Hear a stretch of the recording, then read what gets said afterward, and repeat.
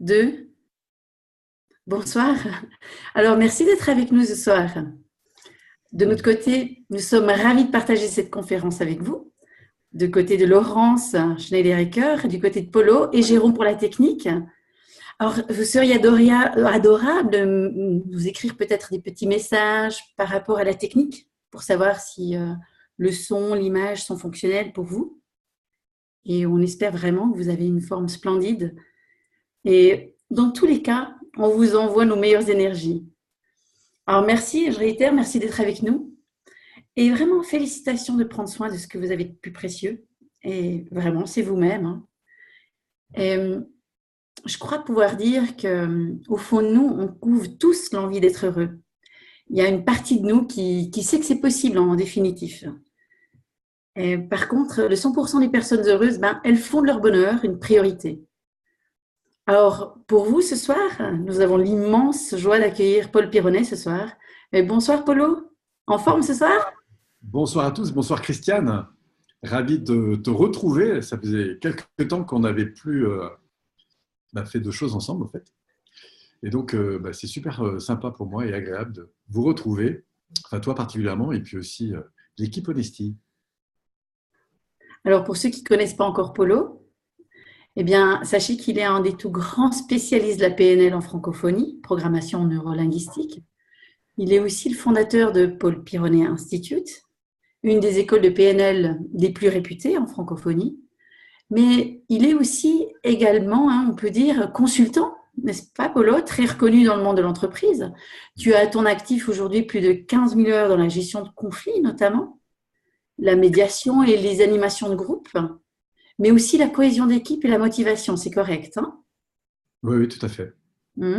Tu es, si je ne m'abuse, tu es déjà auteur de 6 livres actuellement? Et oui, déjà. 6 livres à succès. Et est-ce que tu nous en couvres un 7e, Polo? Écoute, il est dans les mémoires, là, il est en train de travailler en arrière-plan. Ah, Et voilà. on n'a pas encore une idée, un titre, pas encore, hein? C'est dommage. Le dernier est sorti il n'y a pas très longtemps, donc voilà, Oui, oui, oui, le dernier est récent. Alors, c'est vrai qu'aujourd'hui, on peut dire qu'on est encore dans l'ère des spécialistes, en tout cas à notre sens. On trouve qu'il est encore trop rare de trouver des experts qui ont finalement une vision globale de l'être et qui considèrent la personne dans toute sa complexité, mais en même temps dans toute sa magnificence. Et toi, Polo, tu fais partie des experts qui ont une vision, on peut dire, holistique. Hein. Et c'est certainement dû à ton parcours de vie qui est atypique. Et, ce qu'on peut dire aussi, c'est que contribuer à aider les autres, c'est une évidence pour toi. Alors, j'aime beaucoup ton parcours. Tu as fait tes débuts dans finalement le sauvetage en mer. Ensuite, tu deviens spécialiste en côtes dangereuses. Et la gestion du stress, on peut vraiment dire que tu l'as expérimenté, puis on peut aussi dire que tu l'as expérimenté dans des conditions plutôt extrêmes. Ensuite, tu te spécialises dans la gestion des équipes en situation de stress important. Tu continues ton orientation en développement personnel avec la Gestalt, l'analyse transactionnelle, mais aussi la sophrologie. Et ensuite, tu viens à la programmation neurolinguistique et l'énéagramme, correct? Exactement, ouais. Bravo, tu es bien renseigné. Ouais, on dirait qu'on connaît un peu le cursus. Mais ce qui est peut-être important, c'est de dire qu'au-delà de ces compétences qui sont quand même rares, et ça vraiment j'insiste, eh bien nous, ce qu'on aime, c'est ta passion pour l'être humain, qui transparaît dans tout ce que tu es, dans tout ce que tu fais, et ta passion de transmettre. Alors, dans ce monde où finalement tout semble s'accélérer en quelque sorte, eh bien, c'est comme si toi, Polo, tu ressens une forme d'urgence à aider les gens à célébrer la vie et se détacher de l'inutile. Est-ce qu'on peut dire ça de toi? Oui, ouais, j'attache une grande importance à cette dimension. Ouais. C'est une grande chance de vivre. Et puis après, derrière, je pense qu'il y a aussi au-delà de célébrer, il y a une façon d'être au monde, en fait. Mais voilà, je vais en parler un petit peu ce soir. On s'en réjouit. Mais on peut aussi dire que tu es aussi, et peut-être même avant tout, une personne de cœur, avec une générosité et un engagement hors pair. Et vraiment, vraiment, merci pour ça, hein, parce que c'est rare et précieux. Alors, cette formation, cette conférence interactive Internet, ben, c'est la vôtre. Elle sera composée d'une heure environ sur comment révéler au monde votre incroyable potentiel. Et il sera également question d'aborder finalement 5 réflexes humains qui génèrent le plus de frustration ou de perte, ou on pourrait dire aussi d'échec. Hein. Et il sera question de voir, de visiter comment les repérer, les accueillir et finalement les transformer dans nos vies quotidiennes. Alors de votre côté, n'hésitez surtout pas à poser vos questions pendant la conférence de Polo y répondra. J'aime beaucoup ta phrase, Polo. Agissez maintenant, c'est votre futur qui est en jeu. Alors je te laisse la parole et à vous, je vous souhaite de vivre vraiment une magnifique soirée. Merci. Un grand merci, Christiane, pour donner cette opportunité de partager avec vous quelques éléments qui ont effectivement fait une différence dans ma vie. Alors, je peux revenir un petit peu sur mon histoire pour expliquer, parce que finalement, on va parler de PNL, c'est un outil que je maîtrise depuis un certain nombre d'années maintenant, puisque je l'enseigne depuis 30 ans. Mais ce que je voudrais dire, au-delà des outils, c'est en fait ce qui fait peut-être plus ma sensibilité, qui a orienté en tout cas en grande partie ma vie sur le plan professionnel. En fait, à l'origine, j'ai la particularité d'être né en communauté, et notamment une communauté qui a été créée par un homme qui s'appelle Lanza Del Vasto, et qui est un homme qui a vécu avec Gandhi, et qui a fait partie en France des premiers leaders des mouvements non violents. Et alors, pourquoi je parle de ça? Parce que je suis né en fait dans cette communauté, parce que mes parents s'y étaient un petit peu engagés pour, voilà, simplement parce qu'ils avaient des projets qui les animaient, notamment une manière de vivre un peu différente. Et en fait, ce qui m'a beaucoup marqué et qui, je crois, a aussi beaucoup orienté la manière dont je fais aujourd'hui de l'accompagnement, de la formation, du coaching, c'est à la fois l'ouverture à la différence, parce que vivre en communauté, c'est plus compliqué que vivre en société. Et donc, du coup, on est confronté à une variété de personnes incroyables. Pour vous donner une idée, à l'époque, je me souviens, alors c'est un regard d'enfant, bien sûr, mais quand les gens étaient un peu en conflit, ils pouvaient aller jusqu'à jeûner pendant plusieurs jours pour trouver des solutions, en fait, pour sortir du conflit. Après, plus tard, quand j'ai découvert évidemment tous les outils qu'offre la communication, le développement personnel, et on va en relever certains ce soir, je me suis dit quand même, il y a beaucoup plus simple en fait pour sortir des conflits. Et donc, si je parle de ça, c'est parce que ça a été vraiment quelque chose qui m'a beaucoup marqué enfant, cette ouverture à la différence et de découvrir en fait comment dans cette interaction que nous avons avec notre environnement, eh bien parfois on est confronté à des personnes qui n'ont pas le même regard, qui n'ont pas les mêmes objectifs, qui ne défendent pas les mêmes valeurs, qui n'ont pas les mêmes règles du jeu, qui ont des modalités de fonctionnement parfois très différentes des nôtres. Et du coup, notre tendance humaine, et on va voir pourquoi, à se mettre dans un rapport de fuite ou d'attaque, de dévalorisation souvent, de comparaison, de choses comme ça. Et on va voir comment, en fait, ces mécanismes qui sont souvent préconscients et inconscients, eh bien, nous mettent dans des systèmes de défense et qui font que, du coup, on rentre dans des difficultés sans même savoir ni pourquoi ni comment. Et comme on a passé peu de temps à l'école dans notre système scolaire à mettre au jour et à comprendre ces mécaniques, eh bien, du coup, on peut en souffrir parfois pendant des années. Donc ça, c'est la première chose, cette ouverture à la différence qui m'a marqué quand j'étais enfant. Et puis une deuxième aussi qui a beaucoup influencé la manière dont je travaille, c'est le fait d'être au contact de personnes qui avaient fait des vrais choix de vie, c'est-à-dire qui, en fait, étaient animés d'une vision pour eux-mêmes, pour la société, qui était supérieure à la circonstance dans laquelle on était. C'est-à-dire qu'ils avaient des rêves, des projets très importants, et que je pense que mobilisés intérieurement par des valeurs fortes et par évidemment des visions, eh bien, ils étaient en capacité d'assumer parfois des contraintes extrêmement complexes, comme celle de vivre, par exemple, en communauté et bien d'autres choses encore. Et donc, je pense que ces deux éléments, qui sont cette ouverture à la différence et en même temps le fait d'être connecté profondément à ce pourquoi on a envie de vivre, ça, c'est vraiment les deux éléments qui ont beaucoup orienté mon développement par la suite, développement personnel et bien sûr professionnel quand j'ai commencé à me former et à devenir un professionnel de toutes ces démarches de développement personnel. Alors oui, je m'intéresse à une dimension plus plus générale de l'être humain, pour faire simple. C'est-à-dire que ce qui m'intéresse, c'est pas seulement le mental. Ce qui m'intéresse, c'est aussi les émotions, beaucoup. Et j'ai d'ailleurs un petit peu commencé par là quand j'ai commencé effectivement par la Gestalt thérapie, qui est une approche qui s'ouvre à l'ouverture de nos émotions, de nos sensibilités et à l'expression même de ces émotions. Et je peux vous dire que j'en ai vraiment besoin à cette période. Mais je m'intéresse aussi à la dimension plus énergétique de l'être humain et même physique, parce que je crois que tous nos comportements, verbaux et non verbaux, sont sous-tendus en fait, à la fois par cette posture physique, par cette dimension énergétique, c'est-à-dire notre capacité à être en lien avec soi-même, avec cette circulation d'énergie, cette connexion à la terre, à l'environnement, etc. Avec cette dimension émotionnelle qui est à la fois magnifique, c'est une boussole, on va le voir, fabuleuse pour piloter sa vie. Parfois, on est un petit peu perdu dans cet univers émotionnel. Parfois, il nous dépasse et nous entraîne, du coup, on va le voir, dans des comportements compliqués. Donc, il y a cet univers émotionnel qui est vraiment superbe et qui m'intéresse beaucoup. Et puis, au-delà de ça, on a cet univers mental qui est la capacité à grandir, à prendre conscience de soi, des autres, du monde, et du coup, de cette manière d'interagir de manière plus positive avec son environnement. Et puis, bien sûr, cette aspiration plus spirituelle. Alors, pour la définir un petit peu, je mettrais tout ce qui est en relation avec bien sûr son identité profonde, qui je suis, mais aussi cette manière d'être relié au monde, que ce soit aux autres, à ma famille, mais aussi à la vie plus en général, peut-être à Dieu pour certains, par rapport à la mort, par rapport à la vie.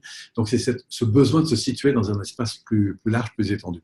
Donc toutes ces dimensions de l'être humain m'intéressent, et au fond pour l'aider à grandir, ça a commencé par moi bien sûr, mais l'aider à grandir dans cette interaction par rapport à mon environnement, par rapport au monde, mais aussi par rapport à ma vie passée, puisque la vie passée n'est pas faite que de lumière, on va le voir, hein, mais aussi de zones d'ombre, de difficultés, de souffrances, et comment ces souffrances peuvent soit continuer à m'impacter aujourd'hui, soit au contraire peuvent être des éléments extrêmement moteurs pour continuer à grandir. Donc là, on parlera non pas de relations immédiates à l'environnement, mais à son passé, et puis bien sûr de relations aussi à son futur, parce qu'on sait combien, on parlait du stress tout à l'heure, mais combien je peux être stressé pour des situations qui ne sont pas encore là, et du coup d'engager, on va le voir, une mécanique neurophysiologique, hein, neuro-émotionnelle, qui va du coup devenir un frein. Alors, comment aujourd'hui aborder tous ces points de manière la plus simple? Et c'est mon ambition à travers la PNL. Donc, est-ce qu'il y a parmi vous des gens qui ne connaissent pas du tout la PNL? Si c'est le cas, je vous invite à me faire un petit nom sur le chat. D'abord, c'est l'occasion pour vous d'apprendre à l'utiliser, ce chat. Vous avez donc, normalement, si vous l'avez repéré sur votre écran, vous avez une zone où vous pouvez poser des questions. Et je trouve que c'est intéressant que vous puissiez comme ça interagir avec nous et peut-être commencer à me dire, voilà, par exemple, je suis de tel endroit, telle ville, donner la ville, et puis me dire un oui ou un non. Un oui, ça veut dire, oui, je connais un petit peu la PNL et ça m'intéresse d'aller en découvrir davantage ce soir avec moi, avec nous. Et puis non, ça veut dire, je ne connais pas du tout, et auquel cas, moi, ça me permet de savoir un petit peu où est-ce que vous en êtes par rapport à cette approche. Donc, n'hésitez pas à aller sur le chat pour laisser un petit mot voilà, pour ça. Pendant ce temps-là, moi, je vais avancer. Alors, d'abord, en vous proposant ce soir, en m'écoutant, de prendre éventuellement une feuille de papier et un crayon, parce que moi, j'aime bien aussi vous proposer des petits dessins simples qui vont vous permettre de situer les choses, de les comprendre davantage. Et puis, en même temps, ça vous rend un peu plus acteur, si je puis dire, de cette soirée. Parce que vous savez, il y a plusieurs façons d'apprendre. Soit on écoute, on est juste passif, soit on peut prendre des notes, qui est un peu plus, mais c'est aussi intéressant de développer à travers les propos un petit dessin. Enfin, moi, j'adore les petits dessins parce que je trouve que ça explique bien des choses. Et donc, je vais vous proposer ce soir de prendre des notes, si vous avez envie, pour avancer. Alors, j'ai aussi un petit PowerPoint que j'ai en arrière-plan pour redessiner quelques schémas, mais l'idée, c'est de rester le plus possible en interaction avec vous. Alors, merci Christine de Saint-Leu, La Forêt, pour première réponse. Alors oui, je connais, c'est intéressant, super. Donc, alors, je vais faire des rappels un petit peu rapides sur ce que sont les fondamentaux de la PNL, comment ça marche. Et puis après, ce qui m'intéresse surtout, et c'est le sujet de ce soir, c'est de repérer quels sont ces leviers qui vont soit nous élever face aux situations que l'on vit, soit nous abaisser en fait. Et on va voir qu'il y a bien sûr l'environnement, mais il y a surtout une chose très importante que vous pouvez commencer à noter, ce n'est pas les événements qui sont importants et qui impactent le plus sur moi, mais c'est le sens que je vais donner à ces événements. C'est-à-dire que deux personnes se situant, et vous le savez, face à la même situation, eh bien, s'ils donnent un sens différent aux choses, c'est-à-dire s'ils perçoivent des choses différentes, s'ils les comprennent de manière différente dans leur tête, eh bien, du coup, ils vont avoir des ressentis qui sont différents et par conséquent, des réactions qui sont différentes. Et ces réactions, elles vont générer, bien sûr, des feedbacks, des retours d'expériences qui sont différents. Donc, nous, ce qui nous intéresse, pour faire court en PNL, eh bien, qui veut dire programmation neurolinguistique. Alors, on n'a pas dit grand-chose quand on a dit ça, mais les programmations, c'est tous les apprentissages que j'ai faits au niveau conscient, préconscient et inconscient. Je vais revenir là-dessus dans quelques instants. Neurologie, parce qu'on s'intéresse à cette superbe biomachine neurophysiologique, en fait. Et la linguistique, parce qu'à travers le langage, alors on va moins parler, on va moins interagir ensemble, mais si je vous écoutais me décrire une situation qui vous passionne, ou une situation ou un frein, ou une difficulté qui vous met en stress, etc., eh bien on verrait qu'à travers les mots que vous allez utiliser, MOT, vous allez décrire bien sûr parfois vos mots MAUX intérieurs, ou vos désirs, vos envies. Mais ce qui est très intéressant, c'est qu'au-delà du langage que vous allez utiliser, on peut aussi repérer comment votre cerveau fonctionne en fait, et du coup d'expliquer le sens que vous donnez en fait à ces interprétations. Et on va voir aussi que en transformant ces mots MOT, parfois on peut aussi transformer ces mots MAUX. Par exemple, surtout cas, on pourra découvrir mieux comment fonctionne ce cerveau. Alors ce soir, je vais rester le plus simple possible et dans un premier temps, eh bien, vous montrer que face à un environnement donné, une personne va pouvoir interagir de manière assez différente. Quand elle va partir vers le bas, on va dire qu'elle va tomber dans des zones de frustration, de difficulté, et donc du coup, elle se mettra consciemment et même préconsciemment et même inconsciemment dans des modalités de fuite ou d'attaque. Et c'est ça qui va la desservir. Et en fait, l'idée, c'est de voir comment en fait, on peut accéder à ce magnifique potentiel pour, au contraire, monter. Donc, on va d'abord voir comment on descend, et puis après, on verra comment on va monter. Alors, quand on parle avant de parler de potentiel, je voudrais revenir sur la notion de conscient, préconscient et inconscient. C'est une référence sur laquelle je vais beaucoup m'appuyer ce soir. Pour faire simple, parce que l'idée, c'est d'être le plus simple possible, le conscient, c'est ce sur quoi je pose mon attention consciemment. Par exemple, eh bien, en situation de conduite d'automobile, je fais attention au fait qu'il y a un panneau, d'un coup, quelqu'un est en train d'arriver, je ralentis, en même temps, je peux focaliser mon attention sur mon voisin, etc. Donc, le conscient, c'est ce sur quoi je pose consciemment mon attention, c'est-à-dire, c'est entre 5, plus ou moins 3 ou 4 informations simultanément. Après, qu'est-ce qui se passe? Heureusement que j'ai un préconscient. Le préconscient, c'est tout ce qui va vous permettre de fonctionner le plus dans votre quotidien et qui, en fonction de cette programmation, de ces apprentissages, va soit vous servir, soit vous desservir. Alors, il y a d'abord toutes les habitudes que vous avez constituées. Si, par exemple, je viens vers vous, que je vous tends la main, eh bien, vous allez tendre automatiquement la vôtre. Pourquoi? Parce que préconsciemment, c'est là, c'est en arrière-plan, c'est tout ce modèle d'automatisme que vous avez créé. Si je vous dis combien font 2 fois 8, ça fait 16. Pourquoi? Vous avez la réponse qui est là, simplement parce qu'il y a des apprentissages qui ont été faits et heureusement que vous avez accès à tout ça. Si je vous dis par exemple, ou je vous pose une question du type tiens, qu'est-ce que vous avez fait hier matin?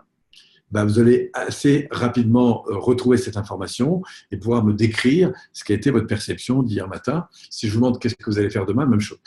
Et puis, si je vous dis par exemple sur des choses plus anciennes, tiens, qu'est-ce qui s'est passé? Souvenez-vous de la première fois que vous êtes tombé amoureux ou amoureuse, ou la première fois que vous avez touché votre salaire. Et comme c'est des choses qui vous ont marqué, évidemment, ça va vous revenir. Et tout ça, ça fait partie de votre nuage qui est là un peu en préconscience. Donc, dans cette zone de préconscience, il y a énormément d'informations qui peuvent être transformées assez rapidement. Et celles qui ont été en fonction de ce que vous avez vécu et qui conditionne en fait complètement vos relations au monde. On va revenir là-dessus.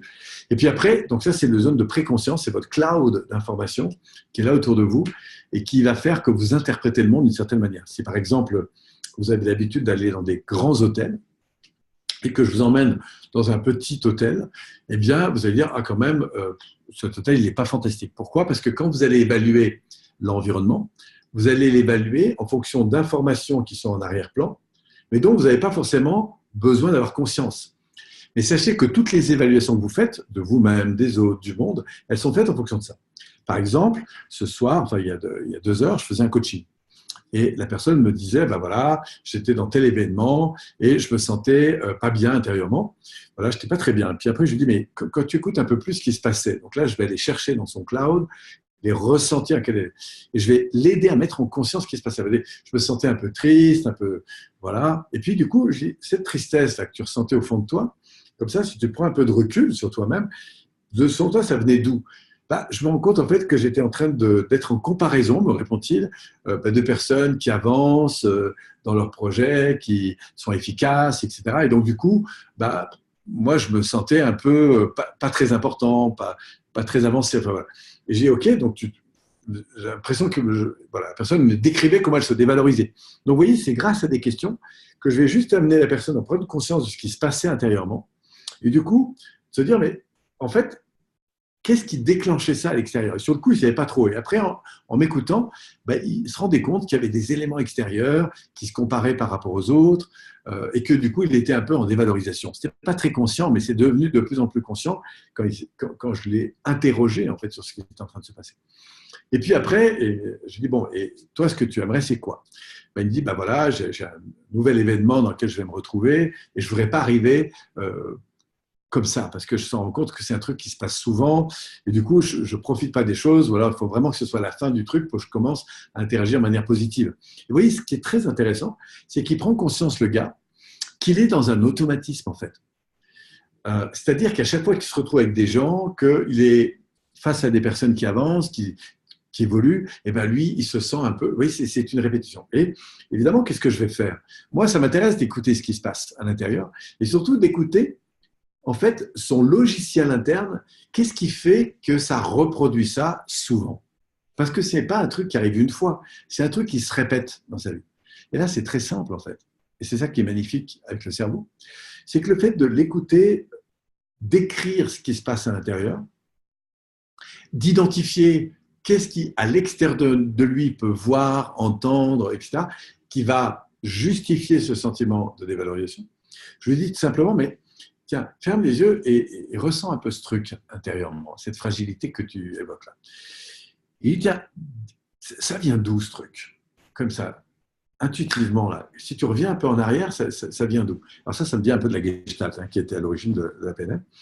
Et là, ce qui m'intéresse, pour le coup, c'est de comprendre, en fait, qu'est-ce qui s'est joué avant. Et là, il me dit, bah, écoute, je me rends compte que j'avais 8 ans. Ça lui revient comme ça d'un coup. Il avait complètement oublié ce truc. J'avais 8 ans et je suis sur une course comme ça. On a une espèce de compétition, je ne sais plus dans quel contexte. Et il me dit, mon petit frère qui a 2 ans de moins que moi courait plus vite que moi et je n'arrivais pas à le rattraper. Et là, je me suis senti en fait, dans cette compétition dévalorisée, etc. Et là, on voit en fait qu'il se joue en fait. Et puis effectivement, il me dit, bah ouais, ça arrivait plusieurs fois en fait dans ma vie. Et bon, je fais court. Hein, voilà. Et on met au jour en fait que c'est un truc qui s'est arrivé plusieurs fois. Et là, qu'est-ce qui est très intéressant, c'est que je vais pouvoir l'aider à prendre du recul sur la situation, à se mettre un peu en position méta. Et grâce à des modalités qu'on a aujourd'hui dans le mode des représentations mentales, lui dire, tiens, mets-toi un peu en écart par rapport à ça et parle-moi un peu de tes héros d'enfance. C'est quoi tes héros d'enfance? Et là, la personne me dit, waouh, je le vois tout d'un coup qui s'illumine comme ça, et il me dit, bah, moi c'était Goldorak, c'était Spider-Man, enfin, je ne sais plus qui encore, enfin bon bref. Et là, je dis, mais quand tu te connectais enfant à ces trucs-là, qu'est-ce que ça génère en toi? Bah, je sens de la force, je sens… Voilà. Il commence à me décrire émotionnellement ce qui était en lien avec ses héros. Et c'est pas pour rien d'ailleurs que c'est… Bon, vous voyez, ce que j'utilise moi dans ce truc-là, c'est que je sais qu'enfant, il avait des ressources qui étaient déjà évidemment fortement inscrites.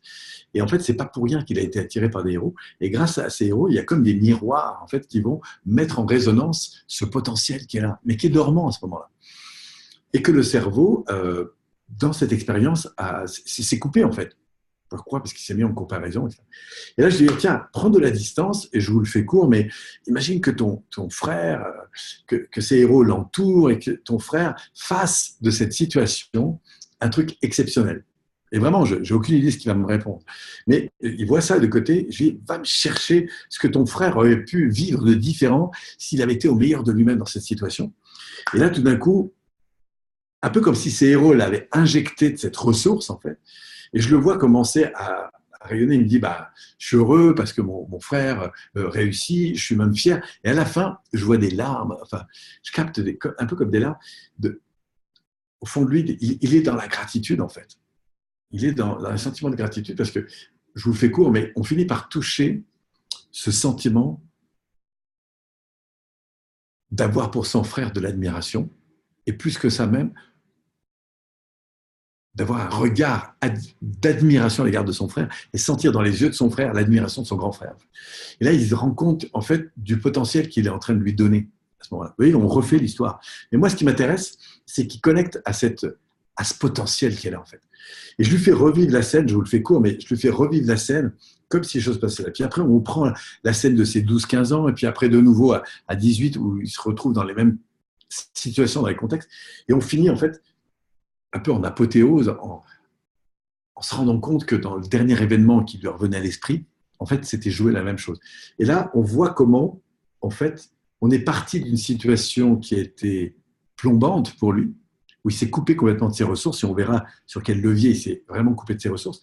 Et ensuite, comment on va en fait transformer émotionnellement, mais pas seulement émotionnellement, il va transformer dans son corps, parce que son corps se redresse, il va transformer dans son énergie, parce qu'il sent que l'énergie qui rayonne est tout à fait différente, qu'il joue un rôle différent, il sent dans son émotion qu'il touche quelque chose de beaucoup plus puissant et satisfaisant, parce que tout d'un coup, il est touché par le plaisir, par le fait d'honorer son frère, en fait.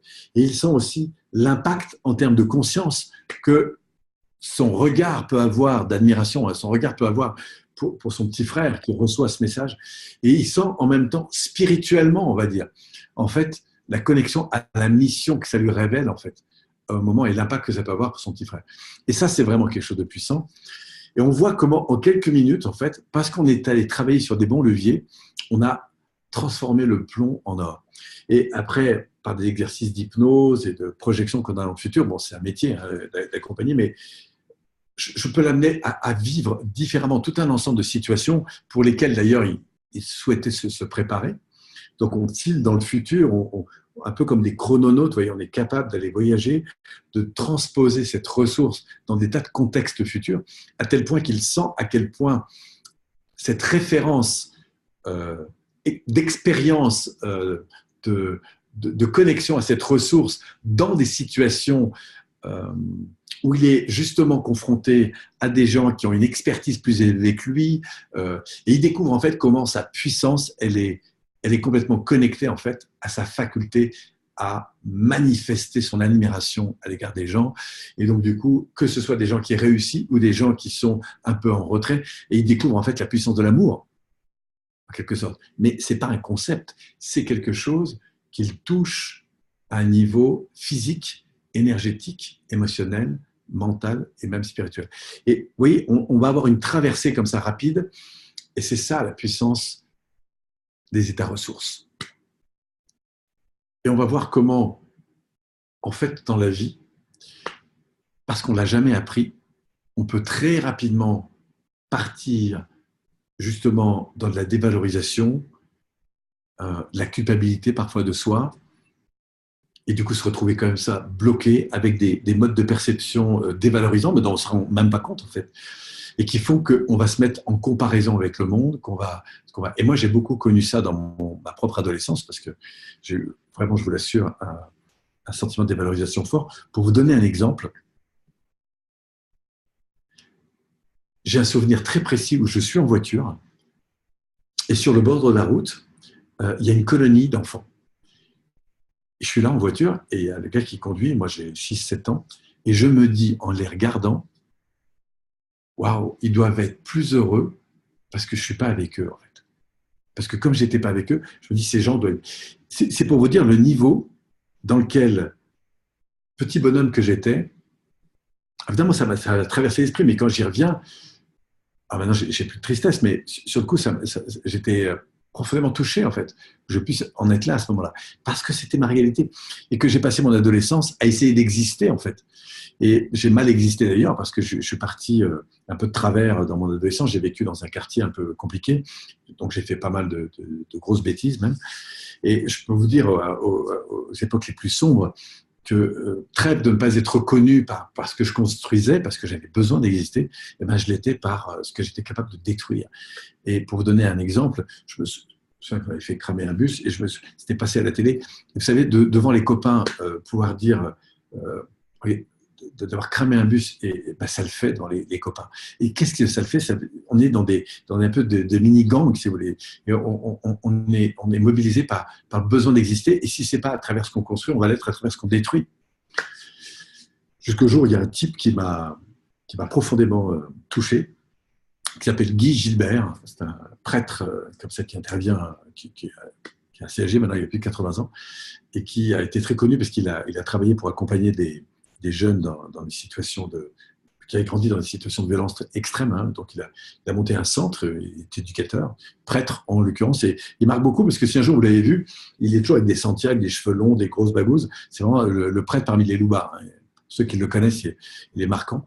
Et il y a une chose qu'il m'a dit, j'avais 16 ans, et j'ai croisé ce type un soir, il venait faire une conférence à Grenoble, et moi je lui ai dit en sortant, j'étais en train de fumer ma clope, et je lui ai dit, pour vous donner un peu l'état des lieux, à l'époque, j'avais 15 ans, je n'avais pas tout à fait 16 ans, j'avais 15 ans, et je lui ai dit, écoute, moi je vais aller piquer un ou deux autoradios, et ça donnera sans doute plus d'effet qu'aller écouter ton baratin de Dieu et machin. Et là il me regarde avec un amour incroyable, et il me dit, tu sais Paul, je peux comprendre un peu ta rage, mais tu as deux façons de mobiliser au fond ton énergie. Je vous le fais court, mais en gros, tu continues à faire des conneries, à dévaloriser ton environnement. Je te garantis, c'est ton environnement qui va vraiment s'occuper de toi, mais pas de la manière la plus constructive qui soit. Et tu as l'autre possibilité, c'est mettre cette rage qui t'habite, parce que tu ne sais pas quoi faire de cette énergie, tu vis de l'injustice, parce que tout ça, et tu la mets au service des autres, de la construction des autres, et je te garantis que c'est le monde qui va t'aider à grandir. Écoute, je ne sais pas ce que ça a eu, cette résonance, parce qu'il a fini en disant « Et tu peux faire l'un ou l'autre, c'est ton choix, et sache que tu seras toujours aimé, quel que soit. » Sauf que l'univers va t'aimer de manière différente. Il va t'aimer parce que d'un côté, si tu fais le mauvais choix, il va t'aimer parce qu'il va te rappeler par des situations que tu vas vivre de plus en plus compliquées que tu es en train de faire un mauvais choix. Parce que tu ne seras pas dans la loi de la croissance, tu seras dans la loi de la destruction, et donc tu vas te confronter à de plus en plus de difficultés. Et c'est déjà ce que tu es en train de connaître avec tes situations difficiles. Mais si tu transformes ça et que tu mets cette rage au service de la construction des gens, tu vas voir comment l'univers tout entier va se mettre au service de ta propre construction. Parce que c'est une loi universelle, que tu le veuilles ou non. Et dans tous les cas, tu seras aimé. Et je ne sais pas savoir ce qui s'est passé. Bon, d'abord, je ne suis pas allé piquer mes autoradios. J'ai fini au fond de la salle. Je ne sais plus du tout ce qu'il a raconté dans son sermon de la soirée. Mais ce dont je me rappelle, c'est ces moments-là. Et c'est ça qui est vraiment très intéressant parce qu'on voit comment, quelques mois après, pour vous donner le truc, je ne sais pas si c'est ça qui a joué, mais je suis finalement entré j'ai fait du secourisme, j'ai suivi des cours pour être secouriste, puis finalement, je me suis spécialisé après, donc je suis passé à un BNS qui s'appelle un brevet national de sécurité, etc. Après, je me suis spécialisé en réanimation, je me suis spécialisé en secours routier, aquatique, sportif. Bon, moi qui avais une phobie de l'eau, je ne sais pas ce qu'il a fait, j'ai mis une énergie de dingue parce que d'un coup, je me suis dit, waouh, je pourrais peut-être un jour devenir éducateur. Et là, on voit comment la force d'une vision et le soutien d'un copain ou deux peut être vraiment puissant. Moi qui avais une peur de l'eau incroyable, du coup, j'ai dépassé ça. Je me souviens de ma première acte de reconnaissance quand je suis rentré chez moi, recevant de la sécurité civile, ce diplôme sur une baignade, en fait. Ce qui m'a amené après à prolonger le challenge, c'est là qui est intéressant, c'est comment cette soif d'exister, de servir le monde, d'exister au service des autres, parce que ça me donnait de l'importance, bien sûr. Voilà, m'a amené donc du coup à devenir nageur, à me spécialiser en côte dangereuse, et du coup à vouloir toujours aller sauver les autres dans les situations les plus extrêmes. Donc j'ai préparé mes concours de pompiers de Paris. Bon. Mais alors dans cette course, évidemment, il y a eu quelque chose d'extrêmement puissant. C'est toute l'énergie que j'ai pu mettre pour aller décrocher toujours plus haut des capacités, des capacités pour aller sauver les gens dans les conditions les plus difficiles qui soient. J'ai même arrêté en m'inscrivant à des formations très spécialisées pour faire du déminage de bombes, jusqu'au moment où mon développement personnel est arrivé. Et là, j'ai finalement compris, grâce à la thérapie, bien sûr, qu'au-delà d'aller sauver les autres, en fait, c'est soi-même que j'ai essayé de sauver, mais c'est un peu comme courir après un arc-en-ciel. Je ne me sauvais jamais, puisque j'étais toujours dans cette avidité de croire qu'il fallait que j'aille toujours plus loin pour pouvoir avoir cette reconnaissance en fait, des autres. Et à un moment donné, j'ai appris à transformer tout ça, non pas en remettant en cause tout ce que j'avais mis, mais en commençant à apprendre à m'aimer, à me reconnaître, à me regarder dans une glace et à dire « Polo, je t'aime ». À, à retrouver évidemment des émotions. Alors ça a été un parcours qui a pris plusieurs étapes, mais ce qui a été pour moi une voie d'accélération considérable, c'est la PNL. Et pourquoi? Pour les raisons que je vais vous expliquer maintenant. Pour ça, si vous avez un crayon et un papier, je vais vous inviter à dessiner un triangle, comme ça, un triangle avec la pointe en haut, et au milieu du triangle, vous allez faire un cercle, un petit cercle. Et au centre du petit cercle, on va mettre le 1. Vous allez écrire 1, si vous me suivez. En haut de la pointe du triangle, vous allez écrire 2. En bas à droite du triangle, vous allez écrire 3. Et en bas à gauche de votre triangle, vous allez écrire 4. C'est 1, 2, 3, 4, et même on verra après 5, mais pour l'instant je ne vous dis pas où est le 5.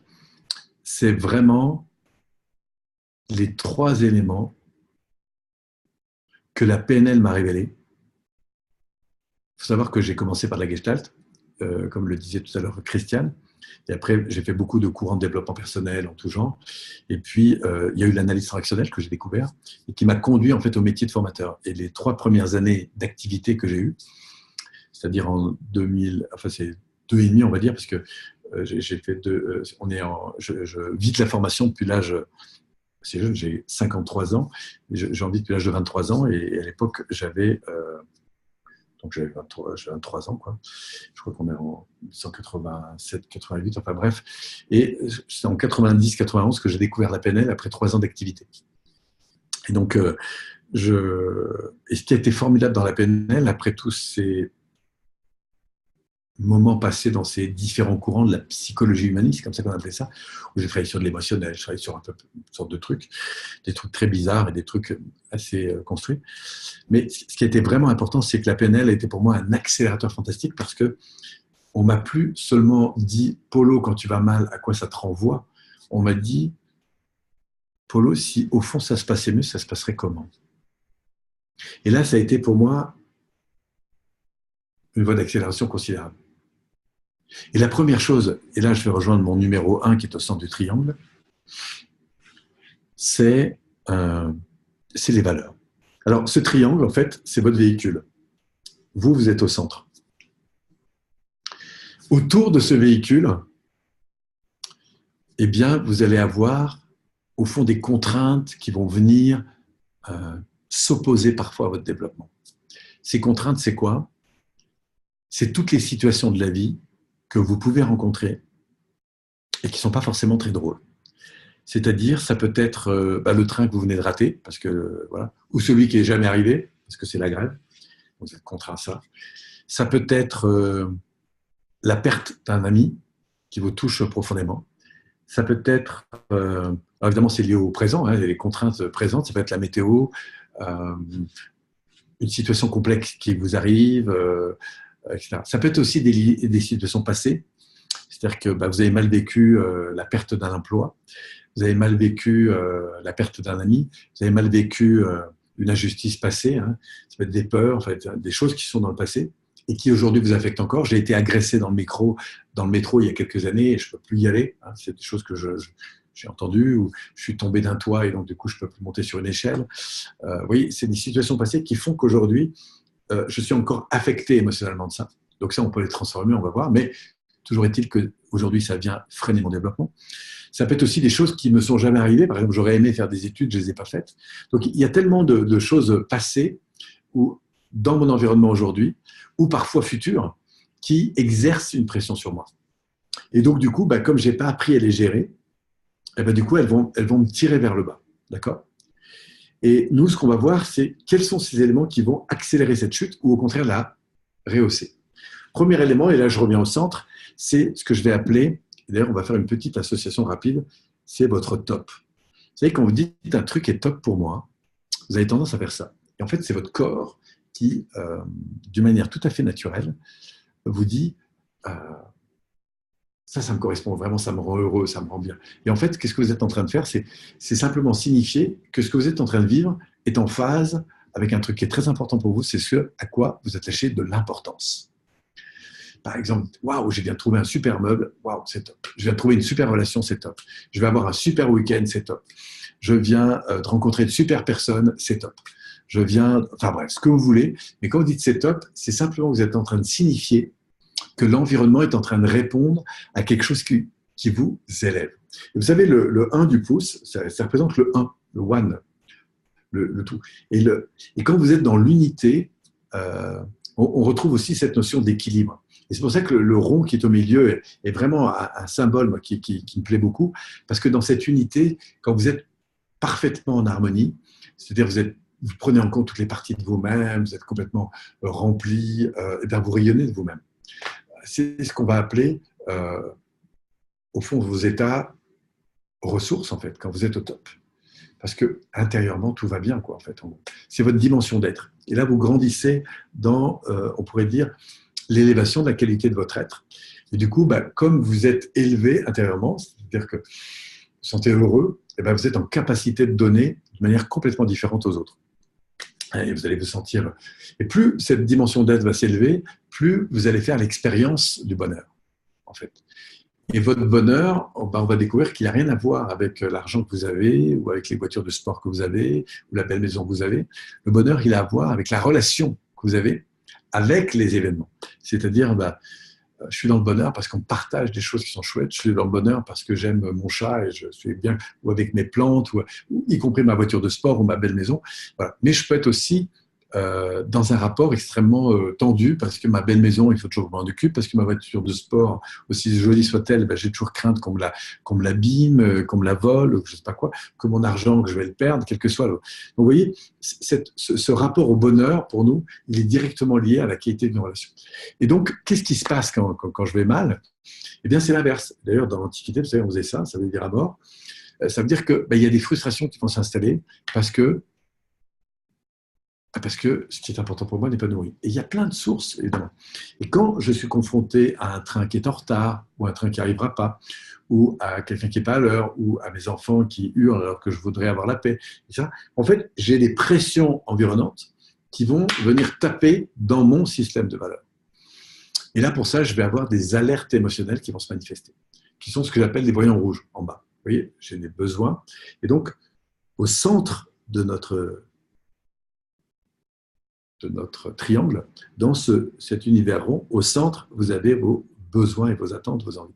Vous avez des besoins physiques, de boire, de manger, de dormir. Vous avez des besoins affectifs, des besoins d'être en relation de qualité. Vous avez des besoins de comprendre. Vous avez des besoins d'ordre qui sont liés à votre mission spirituelle. Vous avez des besoins de rêver. Enfin, vous avez tout un ensemble de besoins. Et quand ces besoins ne sont pas pris en compte, votre système inconscient, lui, ou préconscient, il vous met en alerte. Ils peuvent vous mettre dans la peur, par exemple. La peur parce que ça vous signale un danger qui peut être réel ou fantasmé, mais et cette peur, elle peut commencer par un doute, elle peut aller vers quelque chose de beaucoup plus stressant, hein, l'inquiétude, et du coup, une vraie peur, voire jusqu'à la terreur, en fait. Et ce qui va se passer, c'est que on va créer des mécanismes. C'est-à-dire que si, à chaque fois que je suis en public, les gens qui me regardent, ça me renvoie à une image négative de moi, du coup, j'ai peur du regard des gens. Et mon système nerveux, il crée une alerte émotionnelle. Il y a un X qui va provoquer un Y. Le X, c'est ce que je vois à l'extérieur. Le Y, c'est l'émotion. Et ça va me faire peur à chaque fois. Si, par exemple, un jour, j'ai changé une ampoule et puis j'ai pris une très, très grosse décharge, voilà, du coup, comme j'ai très peur des ampoules, et même si on me demande de changer l'ampoule, je dis non, ça, je ne le ferai pas. Pourquoi? Parce que mon système nerveux, il a ancré ça. Et heureusement, parce que ça vous sert à vous protéger. Sauf que là-dedans, il y a parfois des réactions émotionnelles qui sont disproportionnées. Donc, on verra après comment on peut changer ça. En tout cas, il y a une peur qui peut être réelle ou fantasmée. Pour vous donner un exemple de peur fantasmée, par exemple, la peur de demander. Vous savez que si vous ne demandez pas, ou si vous demandez, la peur de demander, on va prendre le cas où vous demandez, le seul risque que vous prenez à demander, certains penseront que c'est le non. En fait, ce n'est pas le non. Le seul risque que vous prenez, c'est un oui. Pourquoi? Parce que le non, si vous ne demandez pas, vous l'avez déjà. Si je viens vous demander un service, que vous me dites non, je peux avoir peur de ce non. Mais la réalité, c'est que si je ne vous demande pas, je n'aurai pas ce service. Donc le non, je l'ai déjà. Alors ça, c'est ma conscience qui parle. Mais la réalité, c'est qu'au niveau émotionnel, si venir vous demander quelque chose, ça peut engendrer chez moi de l'insécurité pour plein de raisons. La peur de vous déranger, la peur de ceci, la peur de cela, qui sont en fait des peurs fantasmées, mais qui sont réelles, puisque je les vis intérieurement, et qui vont faire que je vais me mettre dans le retrait. Et il est clair que si je n'ai pas l'habitude de m'honorer, eh ben, ça peut être compliqué de vous faire une demande. Et ce sentiment intérieur, si vous voulez, c'est une habitude qui est créée, qui est que quand je me sens face à des inconnus, c'est compliqué pour moi de demander. Alors que d'autres, au contraire, sont très à l'aise. Quand je me sens face à une jolie fille, me disait encore un jeune homme, je me sens tout d'un coup dans l'appréhension, je me dis, oulala, qu'est-ce qu'elle va penser, etc. Quand je me sens devoir intervenir en classe, me disait un élève, je n'ose même pas lever le doigt. Il faut que je me dépasse pour lever la main. Tu vois, enfin, voilà. Donc, oui, et ça, c'est des ancrages, en fait. C'est des automatismes qu'on va se créer. Et la bonne nouvelle, c'est qu'on peut transformer ça. Autre alerte que vous avez, si ce n'est pas les peurs, vous aurez un deuxième type d'alerte, ce sont des alertes de colère. Alors, autant la peur vous signaler un danger, autant la colère, elle va vous signaler une règle du jeu qui n'est pas respectée. Par exemple, on avait dit qu'on démarrait à 21h, et puis à 21h15, vous n'êtes toujours pas là, en fait. Du coup, ça m'agace. On devait finir à 22h, et puis à 22h, on n'a toujours pas terminé. Donc, ça m'agace. Donc, en gros, la colère, elle vous signifie, c'est une alerte rouge, qui vous signifie qu'il y a une règle du jeu qui n'est pas respectée. Et ce qui est très intéressant, c'est d'aller découvrir que parfois, on se met en colère pour des broutilles, parce qu'on croit intérieurement que ces broutilles sont très importantes. Par exemple, il faut à tout prix, et ce n'est pas très conscient, mais il faut à tout prix que j'ai raison. Et alors du coup, mais tu ne peux pas m'écouter, ce n'est pas possible. Voilà. Et je vais monter au créneau très très vite, où le gars, il n'avance pas au feu, et c'est plus fort que moi, mais tu ne peux pas avancer. Voilà, parce que je suis en stress, en fait. Et je suis continuellement en stress. Pourquoi ? Parce qu'il y a un X qui provoque une habitude émotionnelle, qui va faire qu'à chaque fois que ça se produit, bingo. Et même, c'est tellement ancré chez certaines personnes que vous savez même à l'avance qu'il va les mettre en colère. Voilà. Donc, on voit bien qu'on a un arc réflexe. Et là, on a beau penser, oui, mais tu comprends, sauf que ça m'énerve sur le coup. Après, je me dis, j'aurais pas dû réagir comme ça, parce que le recul, c'était peut-être pas la meilleure façon. Mais le bal est fait. J'ai réagi. Voilà. J'étais en stress. L'autre jour, j'étais sur le quai de la gare, et puis des parents voilà, et puis il y a un train qui arrive assez vite. Et la maman, enfin, l'enfant, il y a 1m50 quand même de. Mais la maman se retourne, elle ne voit pas son fils, en fait, son enfant. Et du coup, elle se retourne, elle dit « et elle met une grande gifle, en fait, à l'enfant en question, parce qu'il était, selon elle, trop près des voies. Enfin, pour moi, il n'y avait pas encore de danger. Mais on voit que la réaction de peur a entamé tout de suite une réaction d'agression, en fait. Et je me dis, c'est pas possible. Enfin, dans ma tête, bon. Et on voit qu'en fait, tout ça, c'est de la programmation, c'est des habitudes. Et la bonne nouvelle, c'est qu'on pourrait transformer ça si on intervient au bon niveau. Voilà. Donc, la colère, elle peut être parfois excessive et parfois, bien sûr, qu'elle est bonne. Ce qui vous fera transformer votre vie, ce qui vous mobilisera beaucoup, parce qu'il y a beaucoup de motivation. D'ailleurs, tous les grands leaders sont au fond des rebelles. Sauf que cette rébellion intérieure, il y a deux façons de la mobiliser. Soit je vais l'exprimer en disant, de toute façon, ce sont tous des... et vous mettez le qualificatif que vous voulez derrière. Donc, je vais dévaloriser. Soit je vais me dire, bon, face à cette injustice, qu'est-ce que moi, je peux construire dans la vie ? Qu'est-ce que je peux mettre en place ? J'ai perdu un enfant ou des personnes. J'ai connu un gars moi, qui était en séminaire comme ça, qui a, malheureusement, parce qu'un soir, il a un peu bu, il a tué 3 personnes. Bon, on ne sait pas trop si c'est la boisson ou pas, mais toujours été qu'il avait bu avant. Donc, il s'est vraiment senti en très grande culpabilité pendant des années. Jusqu'au jour, il a fallu qu'il transforme ça, parce que la culpabilité, eh bien, le rend coupable par définition, le blesse et dévalorise. Et que ça a été très important de transformer ça. Ça ne veut pas dire et du coup de se mettre en responsabilité par rapport à ça, et non pas en culpabilité. La culpabilité coupe, la responsabilité offre au contraire du potentiel de croissance. Bon. Et ça, on peut le transformer. Vous voyez, c'est ça qui est très intéressant, c'est vraiment de voir qu'on peut transformer ça. Donc vous avez la colère qui signifie donc un sentiment d'agacement, sentiment de colère ou d'injustice, et ça peut aller jusqu'à un sentiment d'injustice profonde, c'est-à-dire un sentiment d'avoir été injustement, indignement traité, etc. Et ça peut laisser des traces profondes. Et on va voir qu'on peut toujours transformer ça. C'est ça qui est magnifique avec le cerveau. Simplement, ce qu'on va, encore une fois, peu à peu faire évoluer trois choses. On va faire évoluer le sens qu'on donne, la signification qu'on donne à l'événement au niveau mental. On va changer peu à peu l'état émotionnel qui est en rapport avec l'événement. Où avant, il y avait de la colère et maintenant, il y a quelque chose de beaucoup plus la compassion, voire de l'amour, voilà, parce qu'on va jouer sur les bons leviers. Et on va pouvoir changer aussi, du coup, l'attitude qui découle à la fois de la perception, sens qu'on donne dans sa tête, émotion qu'on donne en rapport avec l'événement, et du coup, le comportement qui va évoluer.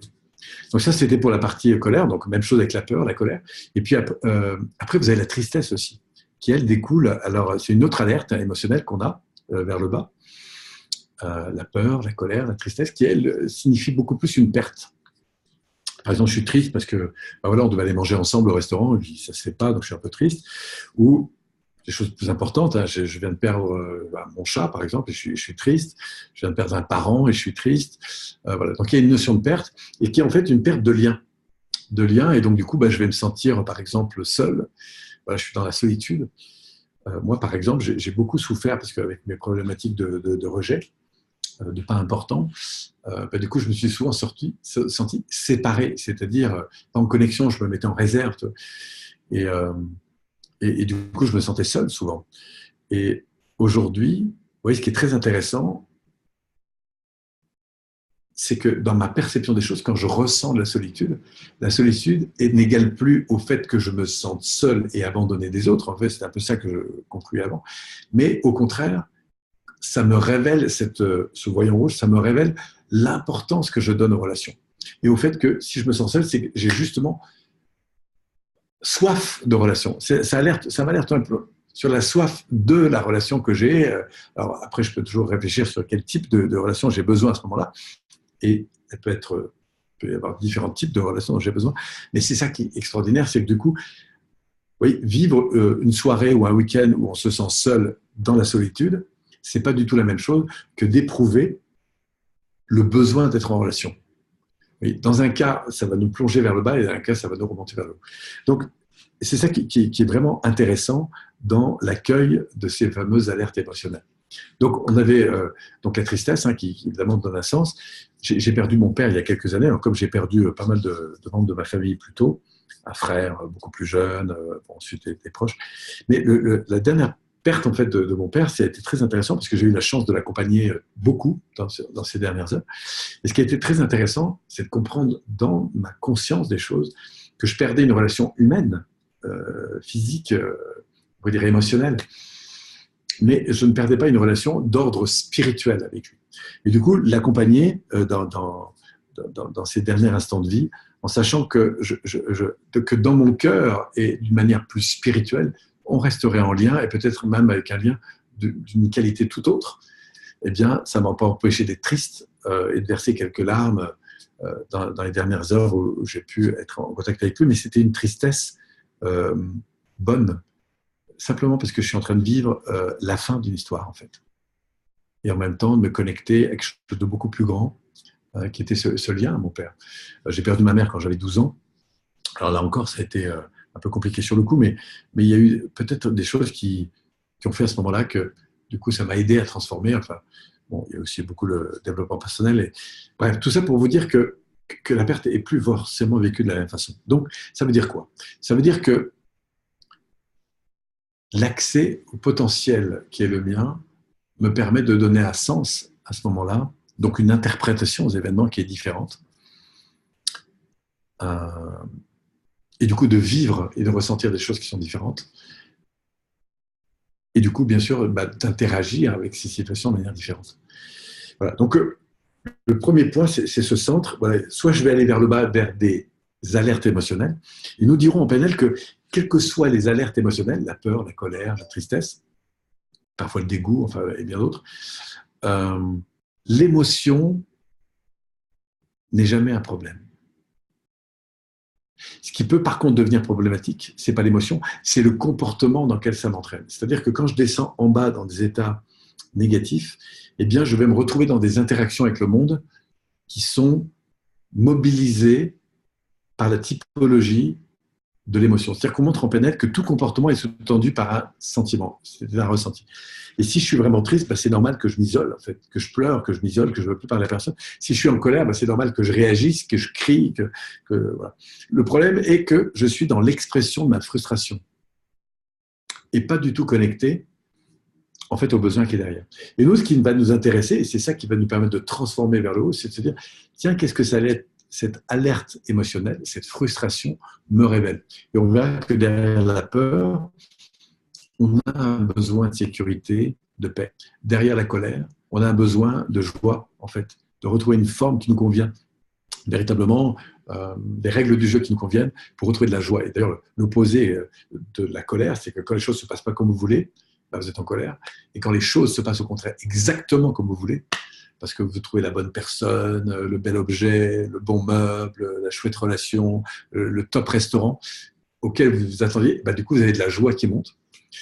Quand la tristesse se transforme, on y trouve de l'amour, on retrouve le lien, la relation, l'amour, la considération, la revalorisation, puisque c'est comme ça que ça se transforme. Avant, on se bagarrait, on se parlait plus, on était triste, et puis tout d'un coup, il y a un truc qui a fait qu'on se parle différemment et qu'on se manifeste de la reconnaissance, de l'amour, et du coup, ça a changé les choses.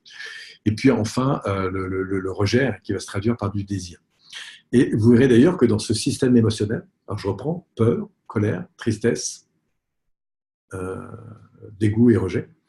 Et à l'opposé, on va donc trouver, on va retrouver le désir.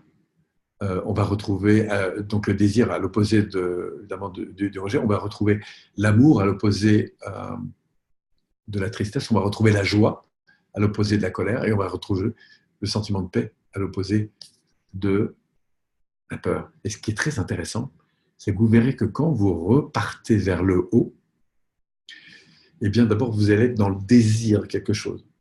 Ensuite, vous allez commencer à aimer ce quelque chose.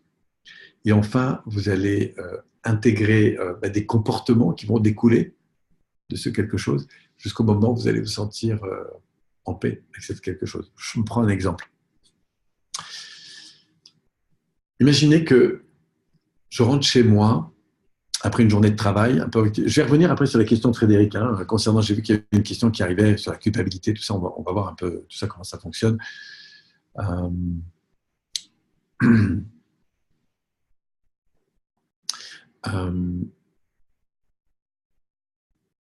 Donc je rentre chez moi après une journée fatiguée, je ne suis pas bien, etc.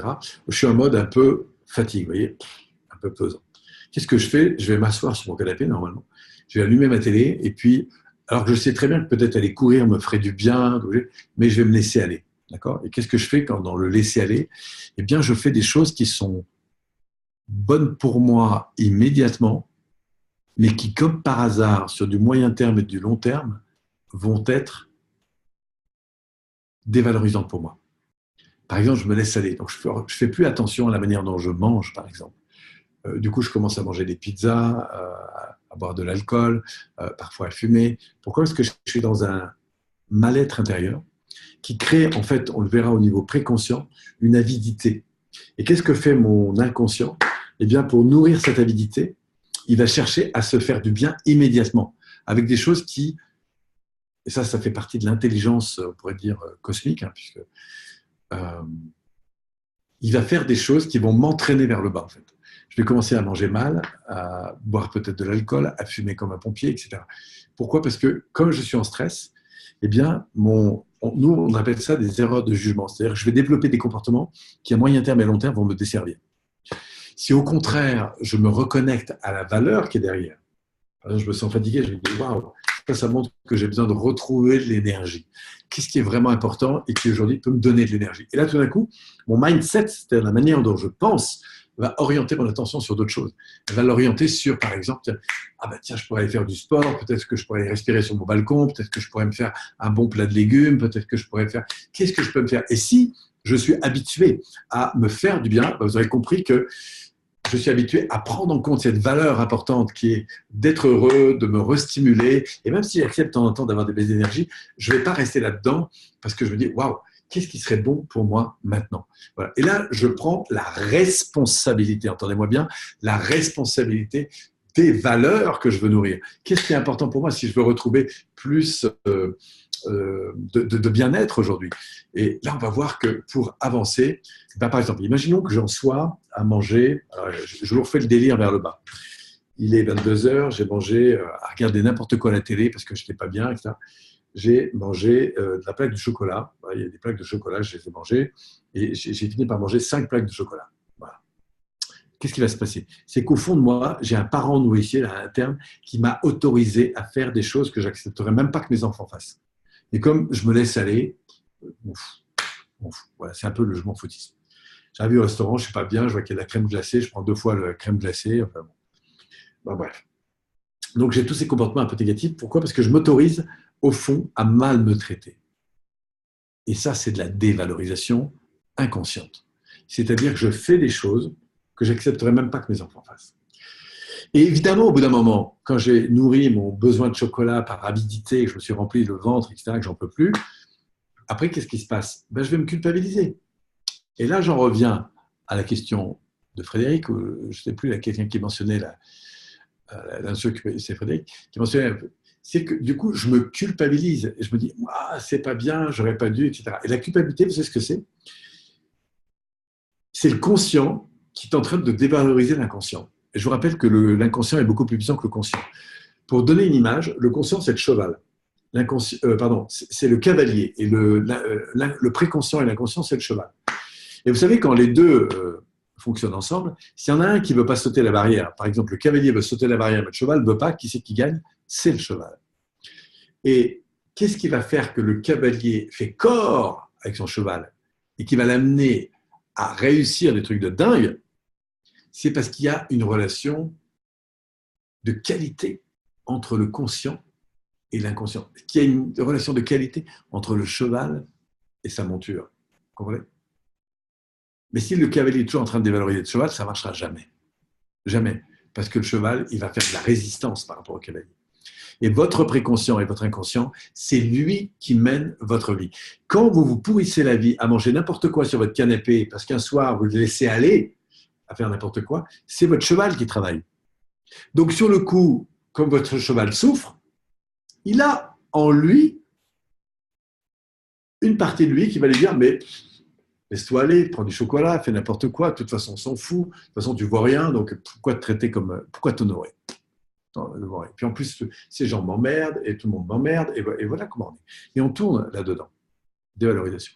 Et une fois qu'on a mangé trop de chocolat, parce qu'évidemment, ça nous a fait du bien sur le coup, mais la réalité, c'est qu'après, on va se culpabiliser, parce que quand on va se retrouver devant la glace avec des rondeurs qu'on n'attendait pas, on va dire, ah ben, pourquoi j'ai encore mangé ça? Et qu'est-ce qu'on s'envoie? De la culpabilité. On se dévalorise.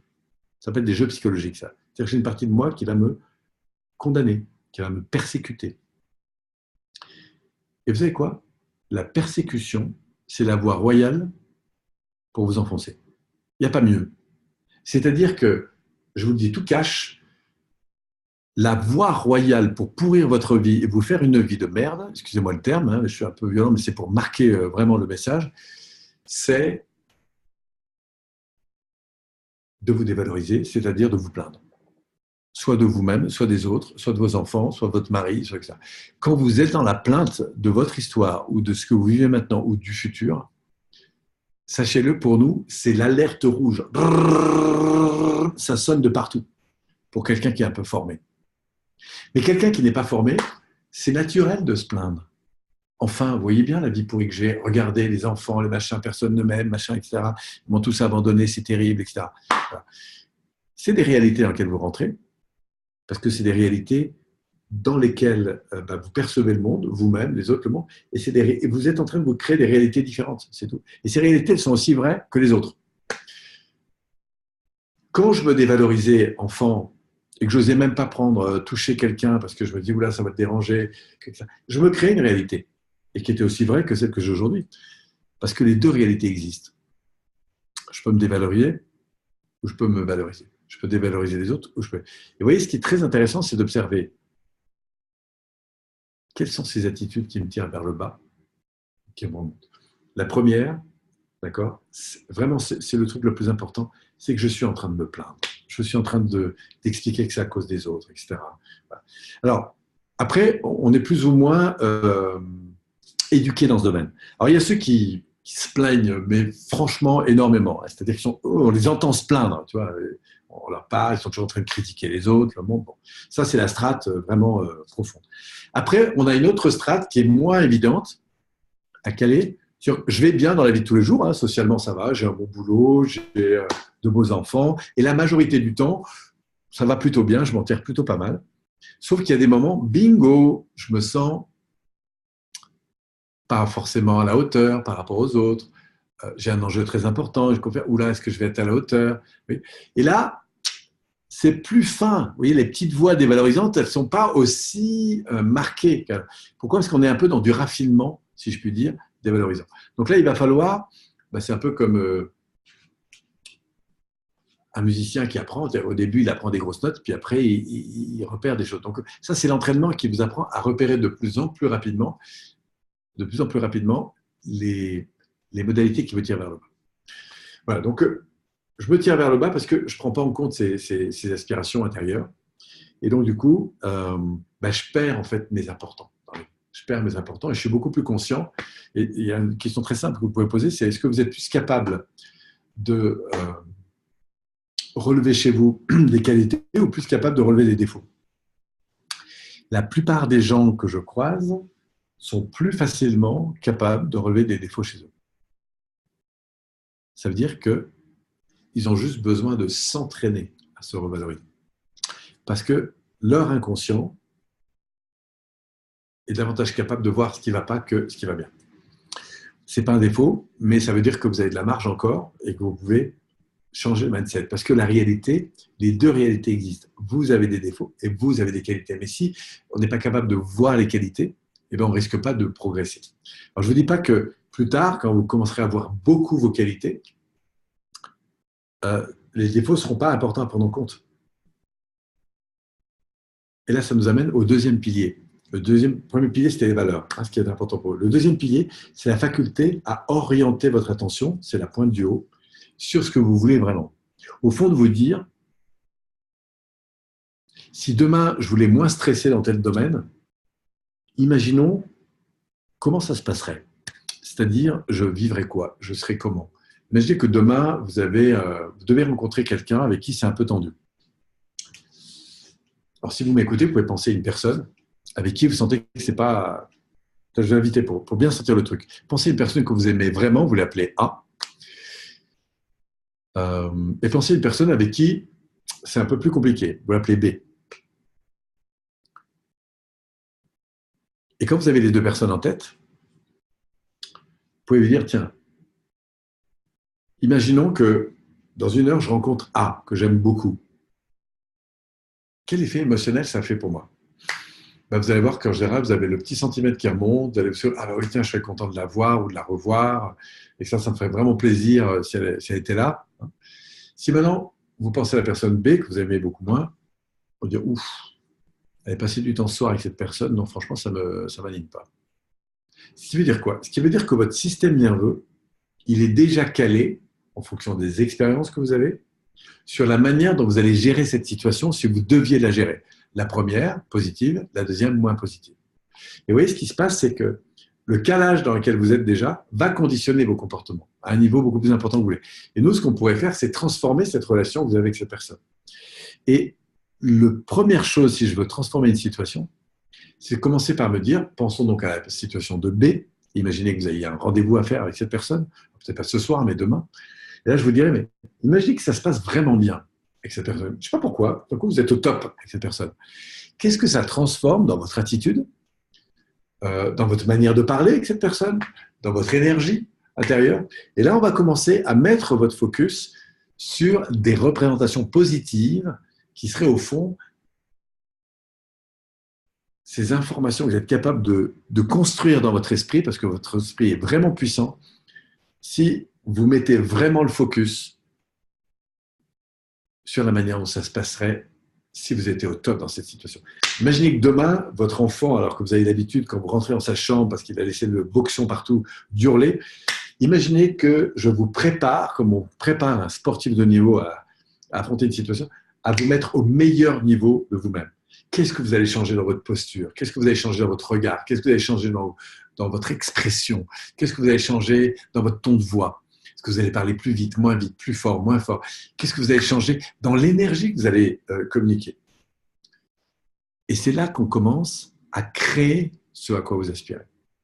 Et dans la vie, cette faculté que nous avons à mettre le focus sur les solutions, c'est le deuxième pas. C'est le deuxième pas important, c'est le haut du triangle, c'est où est-ce que je conduis mon véhicule.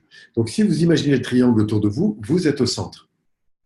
Au centre, vous avez vos importants. Et si vous dites aujourd'hui, moi, mon important dans l'entreprise, parce que je me rends compte que ça ne va pas tous les jours, parce que je ne me sens pas respecté. Je dis, mon important, c'est d'être respecté. C'est d'avoir une communication positive avec les gens. C'est d'avoir de l'énergie dans mon travail. C'est de prendre du temps pour... Voilà, c'est d'être... Et là, je me dis, waouh, si moi-même j'étais là-dedans.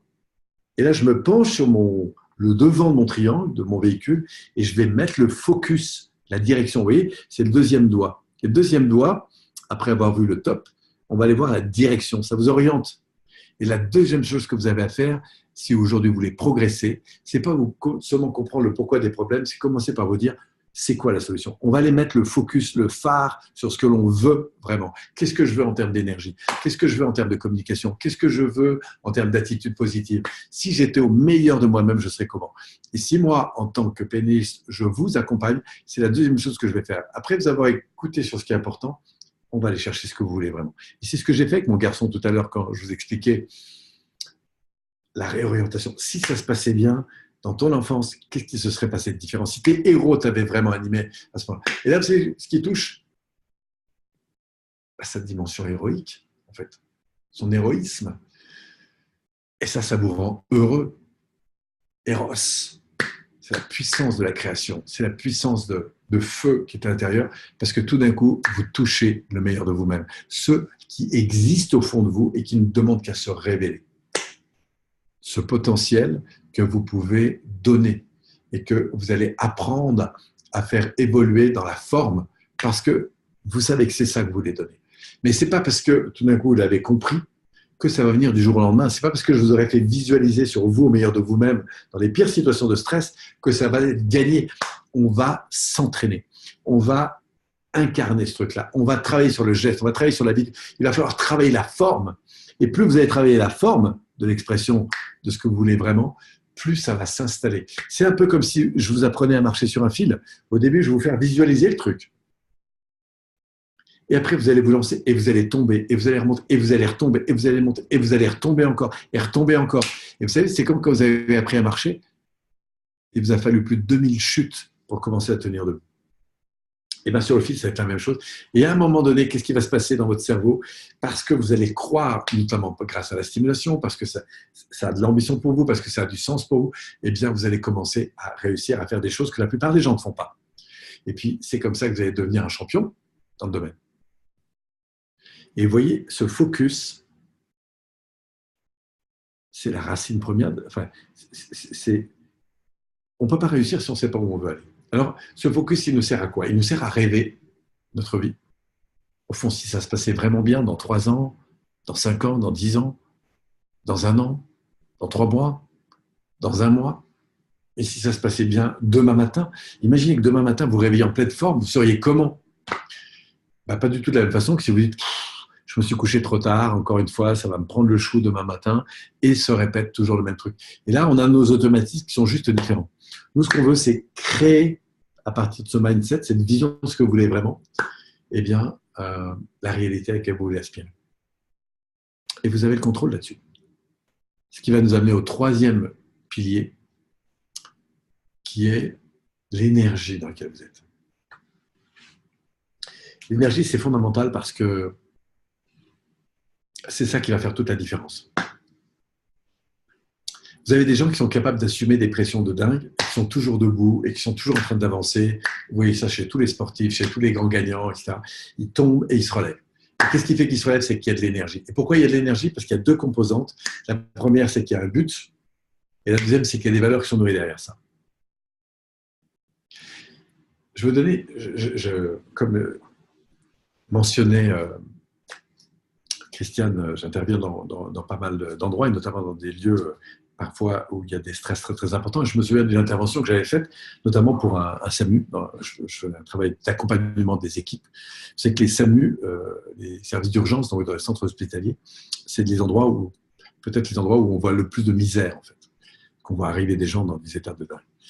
Et les gens qui sont à l'accueil de ces services subissent de fait une pression qui est très importante. Et bon, je suis là dans mon intervention et j'accompagne une quarantaine de personnel, donc des infirmières, des médecins, enfin, tout ça. Et puis, d'un coup, il y a un médecin qui me dit, parce que les gens se plaignaient un petit peu beaucoup, ce qui est normal, et il me dit, mais je ne comprends pas pourquoi les gens se plaignent autant. Moi, j'ai vécu 3 ans en Afrique. On n'avait pas 10% du matériel qu'on avait là. On avait affaire à des situations humaines, mais qui étaient 10 fois supérieures à ce qu'on avait là, et on ne se plaignait pas autant. Et là, je le regarde et je lui dis, en fait, ce que vous êtes en train de me dire, c'est que l'énergie que vous déployez face à la contrainte n'était pas la même. Il me dit, tout à fait. Et je lui dis, mais est-ce que vous avez repéré pourquoi? Elle dit, non. Et là, je vous le fais court, mais il y a 2 composantes très importante. C'est que si vous êtes capable d'aller en Afrique, quand vous allez en Afrique, vous donnez 1 an ou 2 ans de votre vie, c'est que vous êtes animé de quelque chose. C'est que vous avez une vision qui est animée de valeur. Parce que vous n'auriez jamais engagé cette énergie pour aller vous retrouver là-bas en Afrique, dans des conditions si difficiles, si ce n'était pas animé de valeur. Et quand vous avez été là-bas, j'ai presque envie de dire que ce qui vous a conduit là-bas, c'est ce système de valeurs qui consistait à aller contribuer, etc., d'avoir ce projet d'aider les gens dans des conditions compliquées, a fait que quand vous étiez confronté aux pires situations, ce qui vous a donné du sens, c'est justement ces situations dramatiques qui ont éveillé en vous cette énergie. Mais cette énergie que vous avez mobilisée, créative, cette énergie qui fait que vous vous relevez, que vous y allez, que vous levez les manches et que vous donnez le maximum sans vous plaindre, elle découle de 2 choses. Elle découle d'une vision que vous avez qui est animée d'ambition, c'est-à-dire de valeur.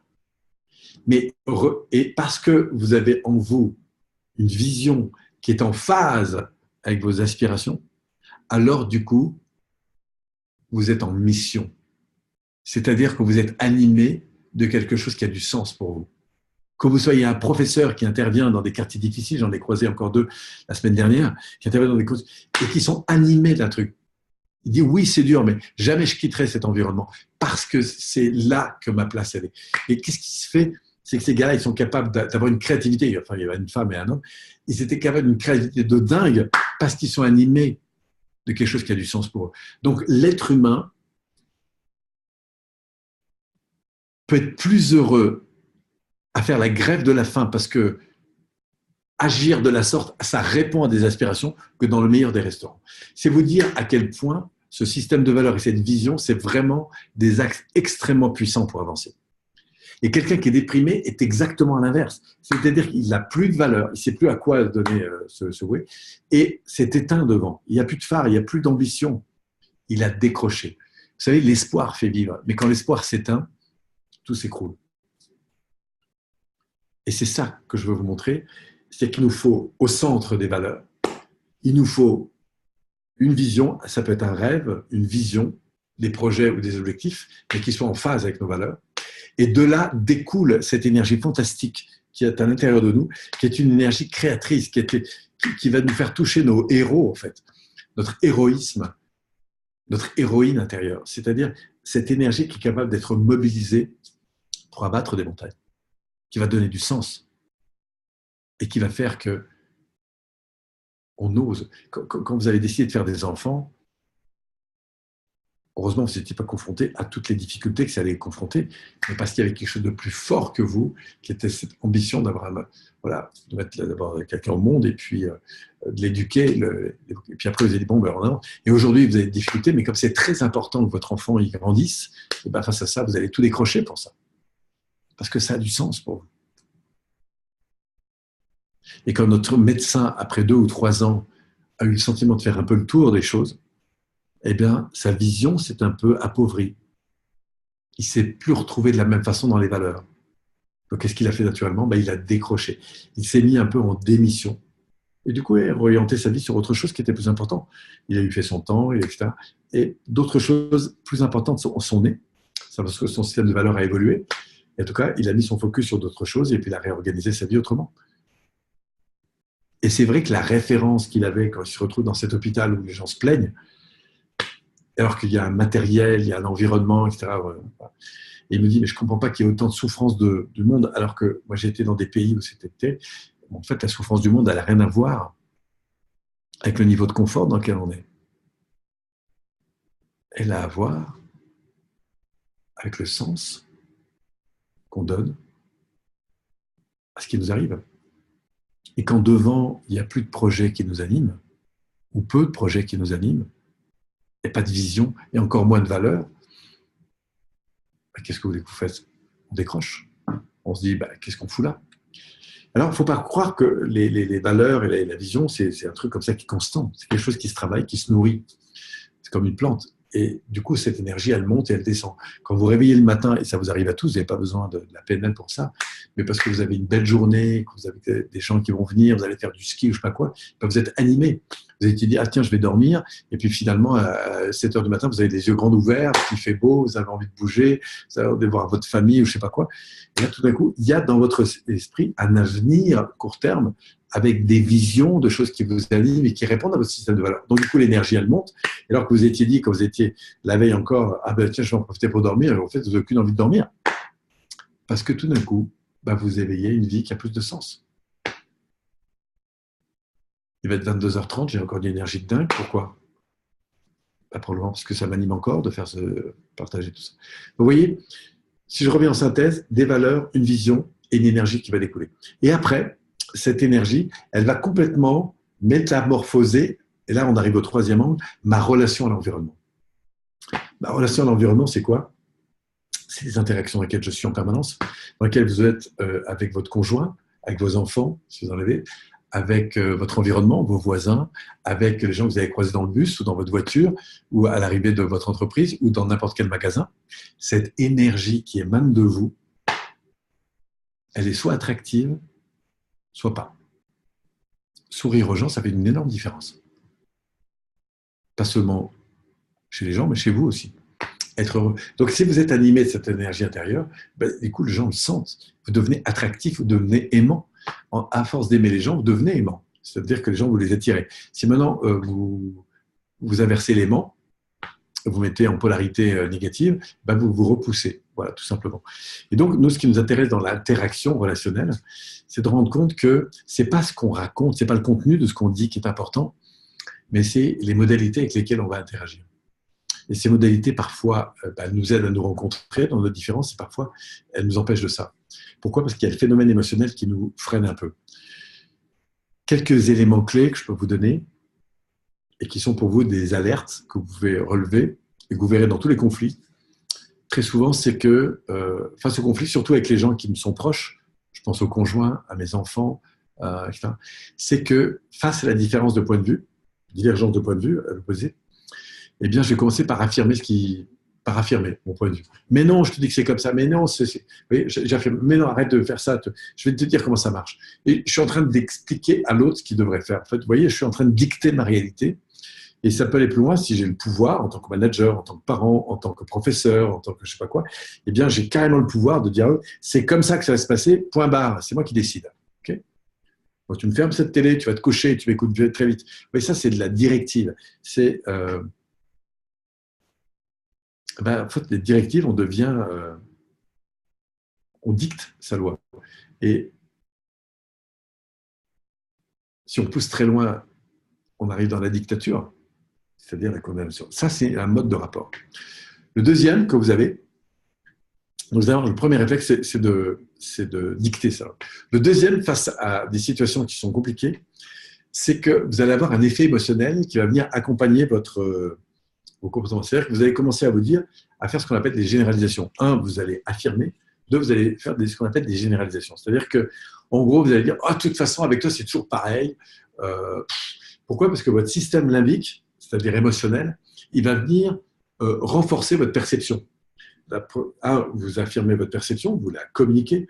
Deux, comme la personne ne la reçoit pas, eh bien, vous allez monter en énervement, dire comment ça, mais si, je te dis que c'est comme ça, d'ailleurs tout le monde le sait, et puis avec toi c'est toujours la même chose. Vous voyez, vous allez avoir des mots qui définissent un peu ces réflexes de généralisation du type c'est toujours pareil, avec toi c'est encore comme ça, etc. Et on va se jouer toujours ce même circuit intérieurement.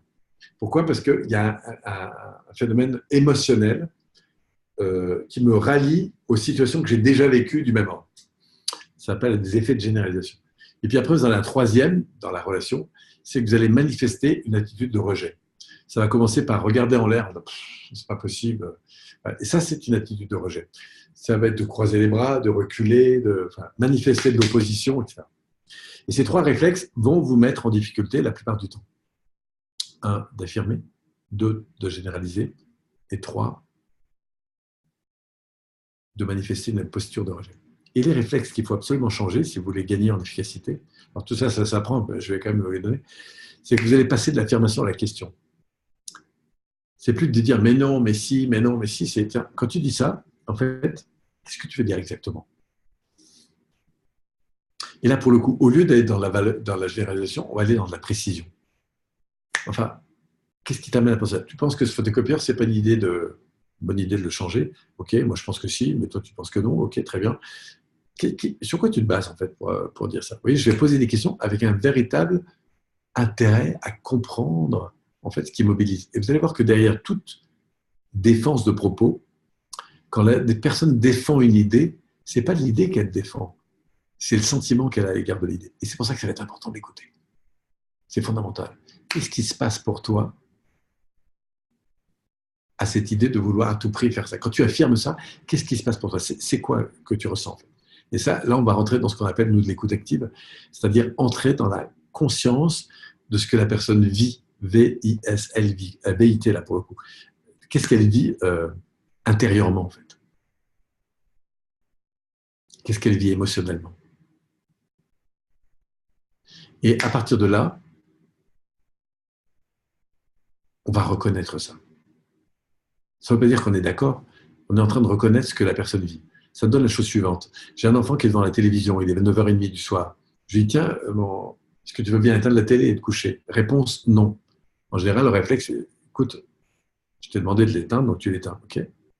Et là, on va rentrer dans de l'affirmation. Autre proposition, ce serait de, ok, ce que j'entends, c'est que tu n'as pas...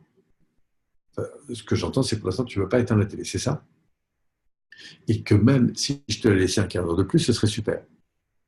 Et là, qu'est-ce que j'attends? Un oui, c'est ça. Ok, ben j'entends que pour toi, tu as envie, je sens bien que ça te ferait encore plaisir de rester, mais tu vois, pour les raisons suivantes, je vais quand même te demander d'éteindre la télévision. En l'occurrence, parce qu'il doit être couché, parce qu'il est l'heure, je sais pas quoi. Alors vous allez me dire, mais à l'arrivée, de toute façon, à la fin, il va c'est quand même moi qui... Oui, sauf que il y aurait eu un acte de considération au départ. Et cet acte de considération, c'est d'écouter ce qui se passe, ce qu'il vit, et de le reformuler. Ça, c'est une clé qui est très, très importante et qui va vous changer la relation, qui va vous changer l'interaction que vous avez au monde. Alors, dit comme ça, c'est un peu rapide, mais c'est très important. Et je vous invite vraiment à, si c'est des choses qui vous parlent, ou que vous avez peu l'habitude, ou que vous n'êtes pas encore très bon pour faire ce genre de truc, apprenez à faire ça parce que ça va vous changer la vie. Apprendre à écouter une personne. J'ai un enfant, encore une fois, qui est à la caisse. Alors, vous savez, à la caisse, à Carrefour, il y a toujours des sucettes qui traînent. Maman, j'aurais une sucette. Réponse, non. Tu n'en auras pas. Et tais-toi en plus. Et tu sais même, pire encore, tu ne devrais même pas demander. Et, voilà. Et là, vous voyez, on n'a pas eu cet acte de considération. Or, communiquer, c'est d'abord un acte de considération. Ça consisterait à dire, écoute, j'entends bien, mon petit bonhomme, que tu aurais envie d'une sucette, et peut-être même bien d'autres choses dans ce magasin, n'est-ce pas? Ben oui, c'est ça qui se passe pour toi. Reconnaissance. Je dis, ben, tu vois, c'est vrai que ça aurait pu être chouette, mais tu vois, pour telle et telle raison, c'est non. Mais il y a une différence entre dire non et donner une directive en tant que parent ou de cadre, sans passer par cet acte de considération et en donnant un acte de considération. Et la plupart des choses qu'ont besoin les gens et vos proches, plus que n'importe qui d'autre, et j'observe parfois des parents qui se comportent mieux avec leurs voisins qu'avec leurs enfants, quand on les écoute parler, D'accord? Ils se comportent mieux avec des gens qui ne connaissent pas, avec la manière dont ils parlent avec les enfants. J'en suis parfois un peu choqué. Mais bon, ça fait partie des choses, des apprentissages. Hein, c'est plus fort qu'eux, ils n'ont pas appris, donc il faut accepter un peu de compassion à leur égard. Ils font ce qu'ils peuvent, c'est ça que je veux dire. Et apprendre à écouter et à reformuler et à considérer une personne, c'est vraiment essentiel, parce que ça vous change l'interaction, la qualité de l'interaction au monde, en fait. Et c'est incroyable comme ça offre des facilités. Alors, comme je parle et que je vois que l'heure tourne, je ne sais jamais si c'est à 10h30 qu'on a prévu de finir ou plus tard, mais je voudrais prendre un instant pour juste montrer un petit schéma qui va reprendre en synthèse ce que je vous ai dit. Puis s'il y a des questions, je les prendrai. Alors, je prends mon schéma et là, je vais vous mettre un petit PowerPoint. Alors, je vais vous montrer les fondamentaux qu'on a vus ensemble. D'accord? Je reviens en avant. D'abord, les convictions et les aspirations intérieures. Ça, c'est la première chose qu'on a vue. C'est très important. C'est tout votre système de valeurs. La deuxième chose qu'on a vue, c'est le fait d'être orienté vers un objectif, avoir une vision et apprendre à construire la réalité à laquelle on aspire, que ce soit avec ses enfants, son conjoint, enfin, toutes les situations qu'on a envie de faire évoluer. En fait. Comment ça se passerait si ça se passait mieux? C'est vraiment un mindset qu'il faut développer, c'est-à-dire une façon de penser. Enfin, on va aller chercher l'énergie intérieure qui découle de cet alignement qui est entre vos valeurs et vos visions. Parce que quand ces deux choses sont nourries, vous avez tout d'un coup une énergie qui monte et on peut apprendre à aller chercher cette énergie intérieure, cette capacité à ce que j'appelle le baromètre émotionnel, pour ne pas rester dans des frustrations, même si on sait les écouter, mais surtout aller écouter au fond, qu'est-ce qui est important derrière, à quoi j'aspire, et apprendre à remonter son ascenseur émotionnel. En fait. Parce que, vous savez, il y va de votre émotion comme d'un immeuble. Si vous descendez vers la cave, vous avez une vue environnante qui est beaucoup plus petite, son, etc. Et quand vous remontez vers le vous-même, votre niveau d'être intérieur remonte. Du coup, vous avez une capacité d'ouverture au monde, de vision de vous-même, des autres et du monde qui est beaucoup plus large. Un peu comme si vous remontiez vers le haut d'un immeuble. Et du coup, vos comportements ne sont pas les mêmes quand vous êtes en bas que quand vous êtes en haut. C'est ce qu'on a vu ensemble. Et puis enfin, votre interaction au monde, de fait, va changer. La gestion de la relation extérieure avec vous-même, les autres, le monde. Et du coup, ça va entraîner tout ça, la 5e dimension, que je ne vous ai pas citée tout à l'heure, mais qui est votre capacité à transformer les situations. C'est votre capacité d'apprentissage et d'évolution. Que ce soit dans la manière de concevoir les choses, dans la manière de les vivre émotionnellement et dans les interactions, les comportements que vous allez mettre en place. C'est les 3 grandes sources d'évolution que vous allez avoir en fonction d'une situation donnée. Je veux évoluer dans ma relation à l'argent. Ce qui va évoluer, c'est la manière dont je pense l'argent vis-à-vis de moi, des autres et du monde, la conception que j'en ai. Ce qui va évoluer, c'est mon rapport émotionnel avec l'argent. Et ce qui va évoluer surtout, ce qui découlera de ces 2 dimensions, c'est mon rapport comportemental avec l'argent. Si je veux évoluer avec la manière de me nourrir, par exemple, ou d'aimer une personne, ou de travailler, c'est toujours ces 3 dimensions. C'est le mindset, ma capacité à penser, ma conscience, ma capacité à changer au niveau émotionnel et la capacité à changer au niveau de mes comportements. Alors, si on va un petit peu plus loin, qu'est-ce qu'on a commencé par dire? C'est les éléments qui vont nous traîner vers le bas, qui vont nous attirer vers le bas, qui vont nous attirer à de la perte.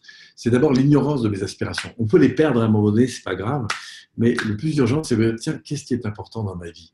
Parce que si je ne me pose pas ce genre de questions, je descends dans mes alertes émotionnelles négatives qui vont entraîner des comportements négatifs qui vont me tirer vers le bas, à la fois vers la dévalorisation de moi-même, des autres et du monde, et donc des comportements qui sont des comportements de fuite ou d'attaque de plus en plus prononcés. Ensuite, du coup, je vais développer une faculté à mettre le focus sur les problèmes. Et que ce soit avec mes enfants, c'est toujours pareil, de toute façon, il est toujours en retard. Que ce soit parce que je suis un prof dans une classe, de toute façon, ses élèves, c'est pas. Que je sois un manager dans une entreprise, de toute façon, ses équipes, c'est n'importe quoi. Que ce soit, voilà. Je vais commencer à orienter ma vie et mes attentions sur les problèmes plus que sur les solutions. Vous n'êtes pas à 100% là-dedans, mais si vous avez une faculté à avoir plus de problèmes dans une relation, plus de problèmes dans votre vie, plus de problèmes, etc., c'est que vous avez un mindset à changer. Il faut vous entraîner à remettre le focus sur les solutions. Et on ne va pas finir dans les « tout est beau et tout est magnifique » et tout est… Non, c'est très important quand vous aurez éclairé ce que vous voulez, d'aller revenir sur les problèmes pour les transformer. mais vous ne pouvez pas transformer un problème si vous ne savez pas où vous allez. C'est comme si vous me demandiez, ben voilà, je suis en ville, je suis perdu et je voudrais savoir quelle est la route. Alors, vous m'appelez, vous me dites par où je vais. Ben, je suis désolé, mais tu vas aller où?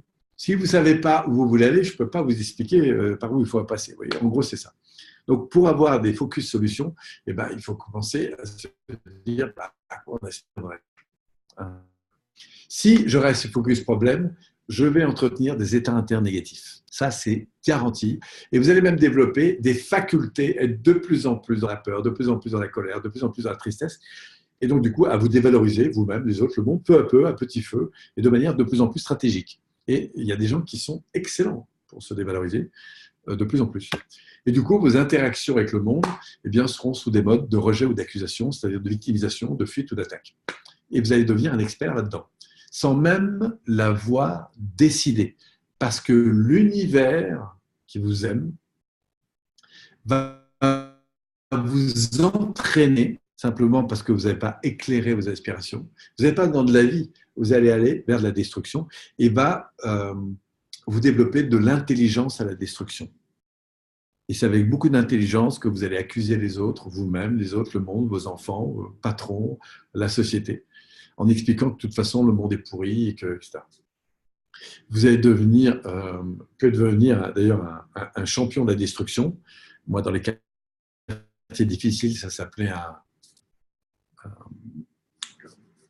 ce qu'on appelle le nom m'échappe, mais quand vous êtes puissant dans la destruction, vous êtes les mecs du milieu, vous êtes une personne qui est respectée pour sa puissance de destruction.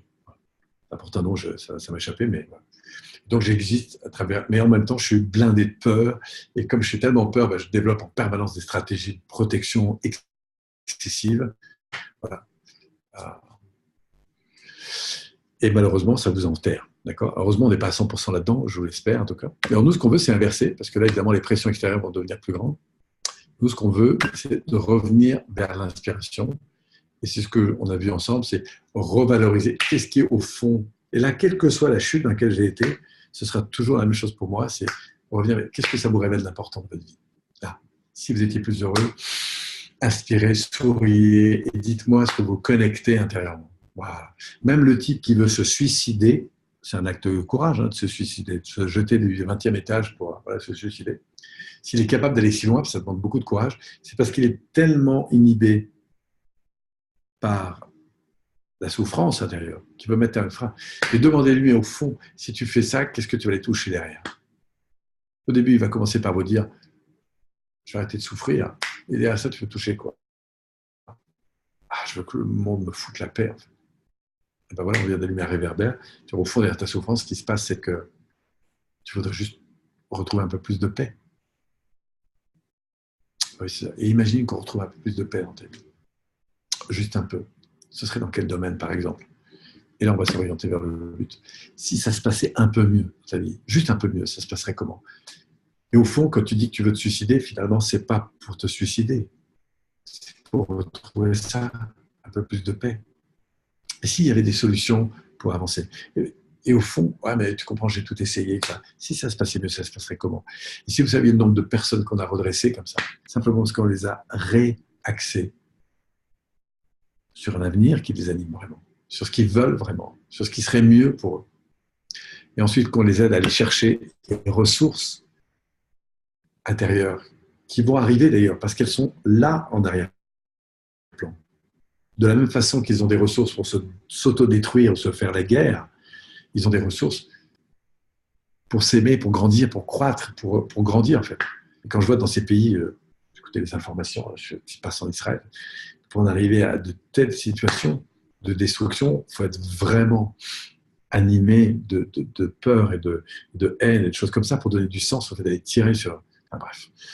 Et donc on peut transformer ça et du coup transformer sa relation au monde. Transformer sa croyance dans la capacité à gérer un environnement de plus en plus varié, de plus en plus différent, de plus en plus positif, et de créer de la relation, de l'amour, créer des alliances qui vont nous aider à grandir. Vous verrez d'ailleurs au passage que tous les grands moments de croissance que vous avez dans votre vie sont nés et ont découlé de relations, d'interactions que vous avez avec des gens qui vous ont amené plus haut, qui vous ont amené reconnecter de manière plus profonde encore à vos valeurs, qui vous ont aidé à ouvrir de plus en plus vos visions sur des choses et qui vous ont soutenu malgré parfois les difficultés sur des états internes positifs et qui vous ont aidé à construire. Et grâce à cette alliance, parce que seul on va plus vite, mais ensemble on va tellement plus loin, et bien à grandir. Oui, c'est ça le développement personnel. Du coup, vous ouvrez votre véritable potentiel. Bon, et du coup, vous évoluez sur deux choses. Bon, ça, je ne vais pas aller plus loin pour le moment. Mais voilà un petit peu ce que je voulais partager avec vous. Et ben voilà, j'arrive au terme. J'ai beaucoup parlé. S'il y avait quelques questions, et il y en a.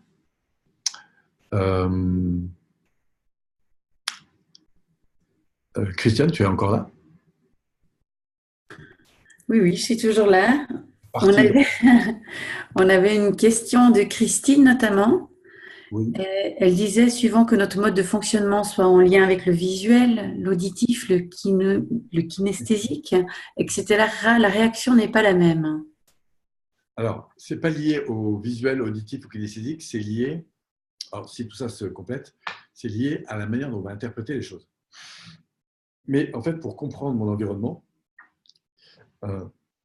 par exemple, quand je demandais à ce garçon au début de séance, et je disais, mais qu'est-ce que tu vis intérieurement qui fait que quand tu es entouré de gens comme ça, à ce moment-là, tu te sens dévalorisé en fait. Mais au début, il n'est pas conscient du ressenti. Donc, il faut que je l'écoute sur le ressenti. Et ensuite, je lui dis, qu'est-ce qui, selon toi, déclenche ça? Et là, il va me dire ce qui, parfois, c'est des choses qu'il a vues, qu'il voit ou qu'il entend. Donc, nous, dans notre système neurologique, ce qui va nous intéresser, c'est de savoir sur quoi s'est focalisée l'attention de la personne, de manière consciente ou préconsciente, et même parfois inconsciente, pour générer ce sentiment. Voilà. Et du coup, entretenir, là pour le coup, c'était un sentiment un peu de victimisation, de dévalorisation, de choses comme ça. Je ne sais pas si j'ai répondu à la question, mais voilà. Donc, l'idée, c'est d'identifier ce que sont les déclencheurs, en fait. Parce que sinon, ça fonctionne comme des réflexes. Situation, réaction. Je vois un feu rouge, je m'arrête. Il est vert, je redémarre. C'est automatique, heureusement. Mais parfois, ces automatismes, c'est plus des « ah, il m'a mal regardé, donc ça m'énerve ». Il m'a doublé un peu serré, donc à l'évidence, il m'a fait une queue de poisson, donc il ne me respecte pas, en fait. Oui. Vous voyez, on a plein de réflexes comme ça, mais qui sont autant de situations qui vont entretenir des états de victimisation. Et quelqu'un qui est dans la victimisation, il va avoir beaucoup de choses qui justifient cette victimisation.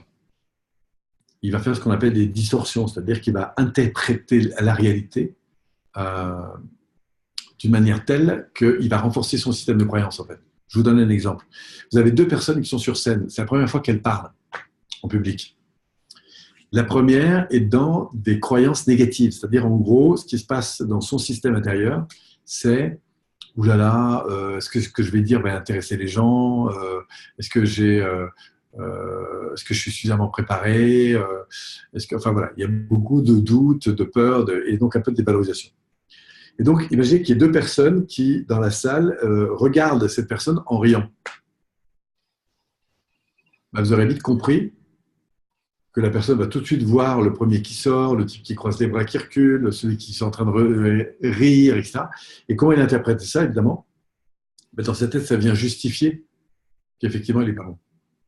Alors que quelqu'un qui serait beaucoup plus à l'aise intérieurement, il inspire, il va bien, il est en train de se dévaloriser, non pas de se dévaloriser, mais il accepte complètement sa fragilité.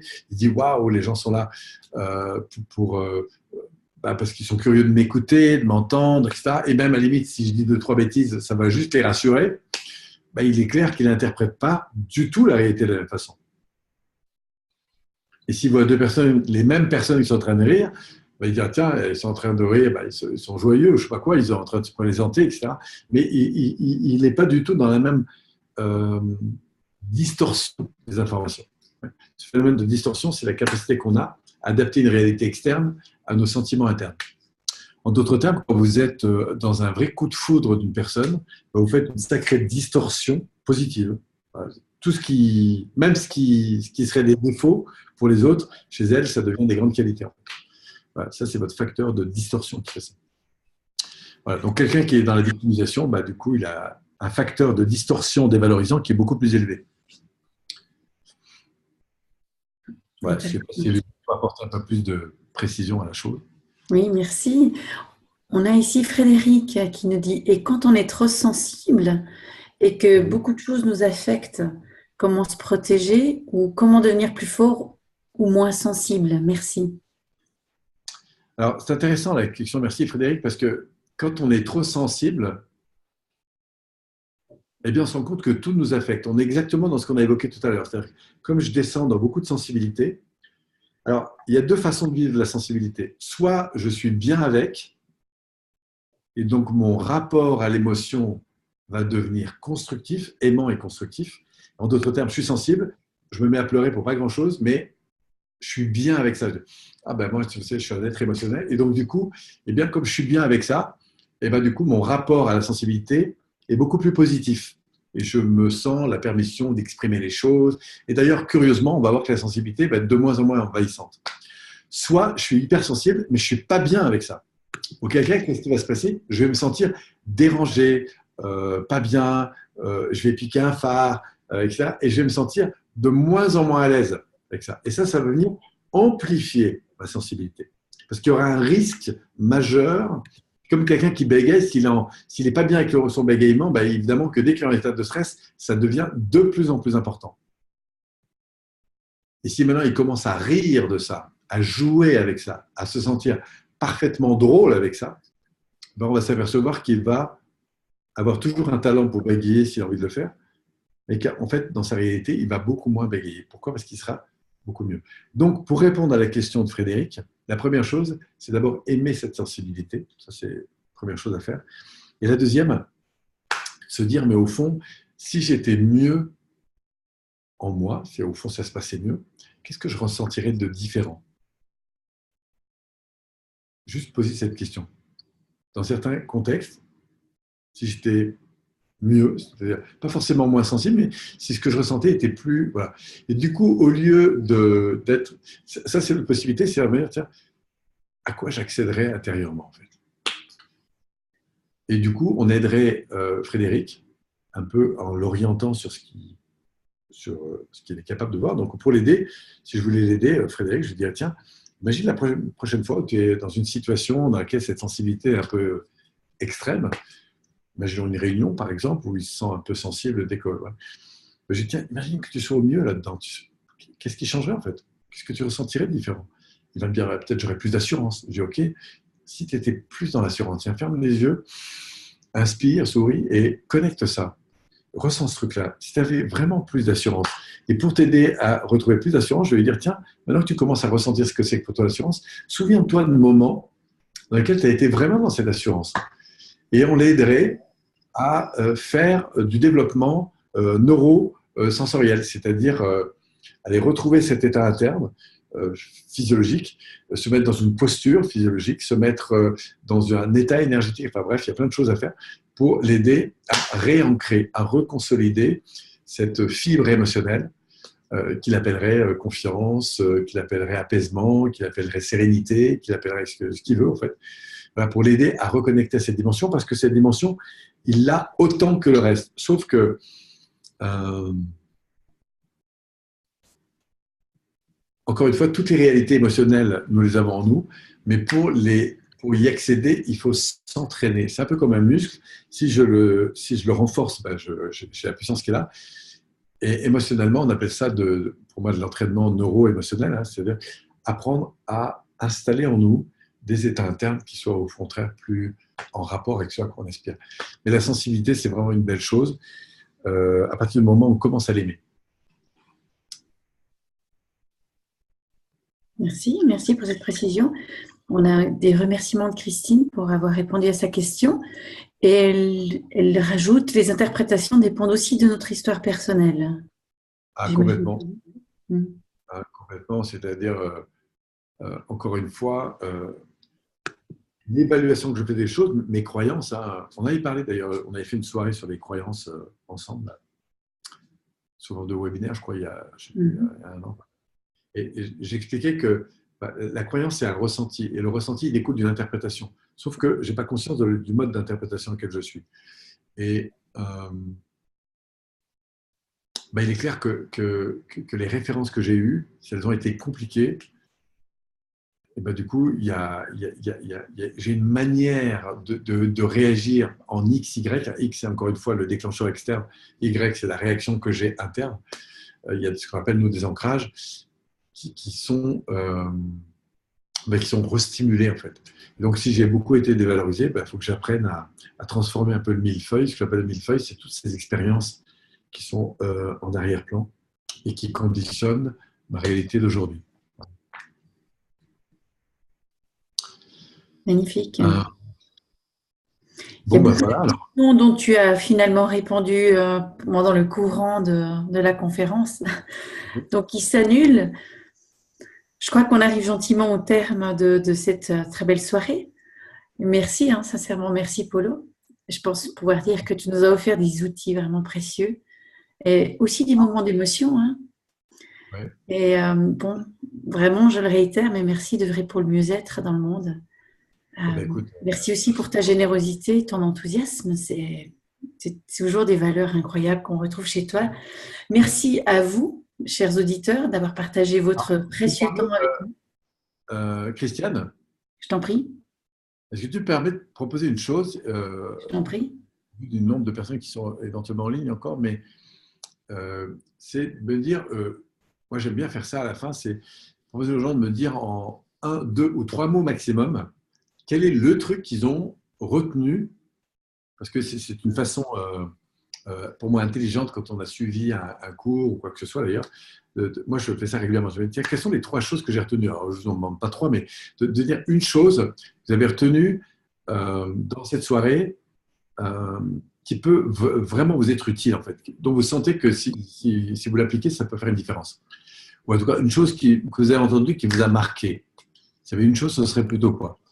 Et je vous invite à le faire, alors bien sûr, sur le chat. Si vous nous regardez par la suite sur Facebook, que ce soit en Facebook Live ou même après, comme moi, je continue à venir sur les échanges, ça vous permet comme ça de continuer à interagir avec moi en partageant sur ce point. Mais je trouve toujours intéressant d'avoir un petit mot à la fin sur quel est le truc que vous retenez qui, selon vous, peut faire une différence dans votre vie. Ouais, excuse-moi, je t'ai coupé un peu dans la conclusion. Pas de souci. De toute façon, la conclusion, le mot de la fin, j'allais te le laisser, donc il n'y a pas de souci. Mais moi, ce que je dirais en conclusion, je dirais à nos chers auditeurs de prendre soin de vous, de votre corps, de votre être, et de célébrer finalement votre vie et vivez chaque moment pleinement avec les outils qui vous sont proposés. Alors, et peut-être n'oublions pas que le bonheur, il est contagieux. Et je te laisse les mots de la fin, Polo. Mais au nom d'Honesty, vraiment merci de tout cœur. Ouais. Écoute, merci. Alors d'abord, bravo à ceux qui nous ont écoutés jusqu'au bout. Parce qu'encore une fois, je pense qu'aujourd'hui, prendre la responsabilité d'évoluer dans sa vie, c'est vraiment une chose que je vous incite à revaloriser. Prenez soin de vous, bien sûr.